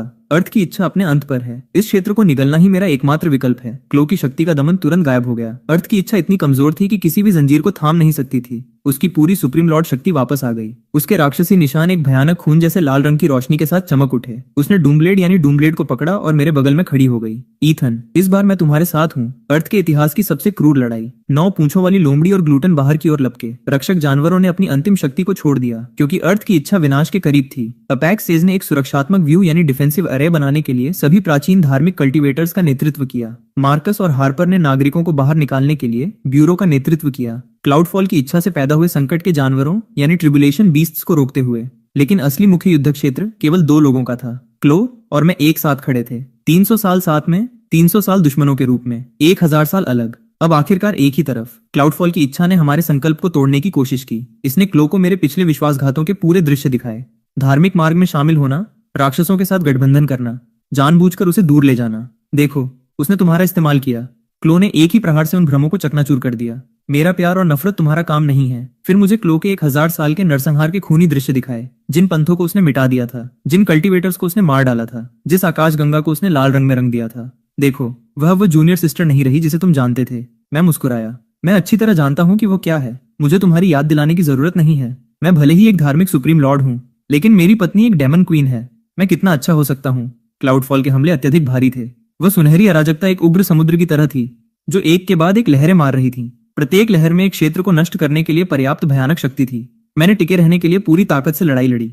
मेरा सुप्रीम लॉर्ड आत्मा का ढांचा अर्थ की ऊर्जा के साथ हिंसक रूप से गूंज उठा। वे निष्क्रिय अंतर्दृष्टियां, इरादे और कलाएं इस जीवन या मृत्यु के क्षण में अपनी सीमा तक धकेल दी गईं। मेरी कल्टीवेशन आसमान छूने लगी। वॉइड, इंटीग्रेशन, महायान, ट्रिब्यूलेशन, जब तक कि वो लंबे समय से खोई हुई दहलीज मेरे सामने नहीं आ गई। सुप्रीम लॉर्ड क्लो ने मेरे बदलाव को महसूस किया। बिना किसी हिचकिचाहट के उसने मेरी रक्षा के लिए अपनी डेमन क्वीन की शक्ति का उपयोग किया। क्लाउडफॉल की इच्छा का अकेले सामना करते हुए, एक के बाद एक बमबारी का दौर झेलते हुए, उसके राक्षसी निशान टूट गए। खून ने उसके सफेद बालों को लाल कर दिया। उसका गहरा चोगा चिथड़ों में बदल गया, लेकिन उसने एक भी कदम पीछे नहीं हटाया। ईथन, जल्दी करो। मैंने अपनी आंखें बंद कर ली। मेरी आत्मा स्वर्ग और पृथ्वी के साथ गूंज उठी।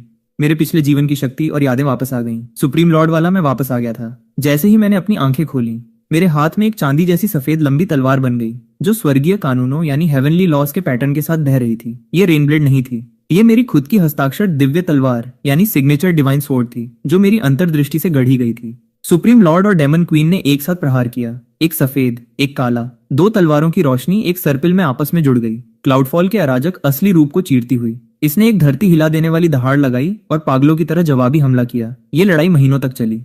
अर्थ का भूगोल फिर से लिख दिया गया। महासागरों में विशाल लहरें उठी, महाद्वीपीय प्लेटें कांप उठी।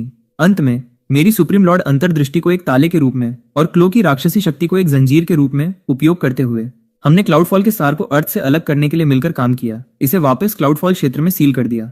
2 दुनियाओं के बीच के सभी रास्तों को काट दिया। क्लाउडफॉल की इच्छा ने एक अंतिम कराह छोड़ी। जैसे ही इसे अपनी दुनिया में वापस जाने के लिए मजबूर किया गया, इसकी कीमत भी उतनी ही भारी थी। अर्थ की इच्छा ने इस तबाही में अपना आखिरी सार समाप्त कर दिया, जो शून्य में विलीन हो गया। स्वर्गीय इच्छा की जंजीरें चली गईं। तब से अर्थ पर ऊर्जा स्वतंत्र रूप से प्रवाहित होने लगी। कल्टीवेटर्स के लिए अब कोई सीमा नहीं थी। कल्टीवेशन का एक सच्चा महान युग शुरू हुआ। तब से अर्थ पर ऊर्जा स्वतंत्र रूप से प्रवाहित होने लगी। कल्टीवेटर्स के लिए अब कोई सीमा नहीं थी। कल्टीवेशन का एक सच्चा महान युग शुरू हुआ। युद्ध के बाद अर्थ तबाह हो गया था, लेकिन जीवन बना रहा। अपेक्स सेज ने व्यवस्था के पुनर्निर्माण के प्रयास का नेतृत्व किया। मार्कस को नए ब्यूरो के मुख्य व्यक्ति के रूप में चुना गया। हार्पर ने आपदा के दौरान अपनी बाधा को तोड़ दिया और डीटी स्टेज में प्रवेश किया। नश्वर लोग पूरी तरह से नहीं समझ पाए कि क्या हुआ था, लेकिन हर किसी को वो दिन याद था। आसमान में काले और सफेद रंग की तलवारों की रोशनी आपस में जुड़ रही थी। आठ सारा पूरी तरह से सुरक्षित थी। युद्ध के बाद उन्होंने क्लो और मेरा हाथ पकड़ा, हमें सुरक्षित रहने के लिए डांटा, फिर हमें काम की बात पर आने का आग्रह किया। क्लो वास्तव में शर्मा गई। मैं मुस्कुराया और सहमत हो गया।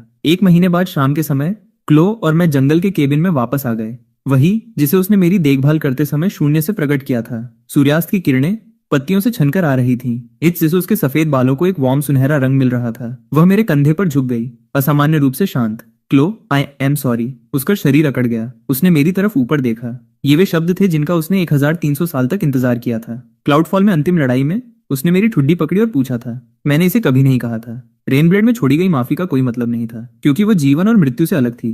तुमने क्या कहा? उसकी आवाज कांप उठी। तुम्हें तड़पाने के लिए मुझे खेद है। मैंने हाथ बढ़ाया और उसके बालों को सहलाया, बिल्कुल 300 साल पहले सेलेस्टियल ऑर्डर की तरह। और मुझे ढूंढने के लिए तुम्हारा धन्यवाद। क्लो के आंसू चुपचाप गिर गए। वो जोर से नहीं रोई, बस मेरी आस्तीन को कसकर पकड़ लिया, जैसे कि अगर उसने छोड़ दिया तो वो मुझे फिर से खो देगी। काफी समय बाद वो बड़बड़ाई, तुम्हारे ऊपर अभी भी मेरी एक शादी उधार है। मैं मुस्कुराया। ठीक है। कुछ महीनों बाद आंट सारा द्वारा आयोजित मार्कस, हार्पर और कुछ करीबी दोस्तों की गवाही में पहाड़ों में एक साधारण शादी हुई। क्लो ने आंट सारा द्वारा चुनी गई लाल शादी की पोशाक पहनी थी। उसके माथे पर राक्षसी निशान अब लाल रंग के खिलाफ ठंडा नहीं लग रहा था। इसके बजाय ये एक खिले हुए लाल बेर के फूल जैसा लग रहा था। वो इतनी नर्वस थी कि उसे समझ नहीं आ रहा था कि अपने हाथ कहाँ रखे। 1300 साल पुरानी डेमन क्वीन 18 साल की दुल्हन की तरह व्यवहार कर रही थी। मैंने उसका हाथ पकड़ा और बहुत धीरे से कुछ कहा, ताकि केवल वही सुन सके। अब से मैं कहीं नहीं जा रहा हूँ। उसके आंसू फिर से गिर गए, लेकिन इस बार एक मुस्कान के साथ। शादी के 3 दिन बाद मुझे कल्टीवेशन करते समय कुछ गड़बड़ महसूस हुई। स्वर्गीय जंजीरों के जाने के साथ अर्थ और क्लाउडफॉल के बीच की बाधा अत्यंत नाजुक थी, और इन 2 दुनियाओं के ऊपर एक बिल्कुल नया स्थानिक रास्ता धीरे धीरे बन रहा था। इससे जो आभा मंडल उमड़ रहा था वो अविश्वसनीय रूप से प्राचीन था। ऊर्जा का घनत्व अर्थ और क्लाउडफॉल के संयुक्त रूप से कहीं अधिक था। मैंने अपनी सुप्रीम लॉर्ड इंद्रियों से इसकी जांच की। उस दृश्य ने मुझे स्तब्ध कर दिया। एक असीमित रूप से विशाल खंडहर बन चुका दिव्य महल, यानी रुएन डिवाइन पैलेस। एक पत्थर की मेज पर एक शतरंज की बिसात रखी थी। बिसात पर अनगिनत मोहरे थे। 2 मोहरे अगल बगल काले और सफेद हल्के से चमक रहे थे। काले मोहरे के अंदर पूरा क्लाउडफॉल क्षेत्र था। सफेद मोहरे के अंदर अर्थ का नीला ग्रह था। 2 दुनियाएं शतरंज की बिसात पर महज 2 मोहरे थीं, और वहां हजारों और मोहरे थे। बिसात के पास पत्थर की कुर्सी खाली थी, धूल से ढकी हुई, जिससे पता चलता था कि खिलाड़ी बहुत समय पहले चला गया था। इतना लंबा समय कि महल भी खंडहर में बदल गया। ईथन, तुमने क्या देखा? क्लो ने मेरी प्रतिक्रिया देखी और पास आई। मैं एक पल के लिए शांत रहा, फिर उसका हाथ पकड़ लिया। क्लो, क्या तुम जानना चाहती हो कि हमारी दुनिया वास्तव में क्या है? उसने हमारी आपस में जुड़ी उंगलियों को नीचे देखा, फिर ऊपर देखा, उस रोशनी को प्रतिबिंबित करते हुए जो अज्ञात की ओर ले जा रही थी। उसके होठों पर धीरे से एक मुस्कान आ गई। डेमन क्वीन की ठंडी मुस्कान नहीं, बल्कि उस समय की जूनियर सिस्टर की मुस्कान। जहां तुम जाओगे मैं जाऊंगी। मैं आंट सारा की तरफ मुड़ा। वह केबिन के दरवाजे पर खड़ी थीं। उनके हाथ में एक चोगा था जो क्लो पीछे छोड़ गई थी।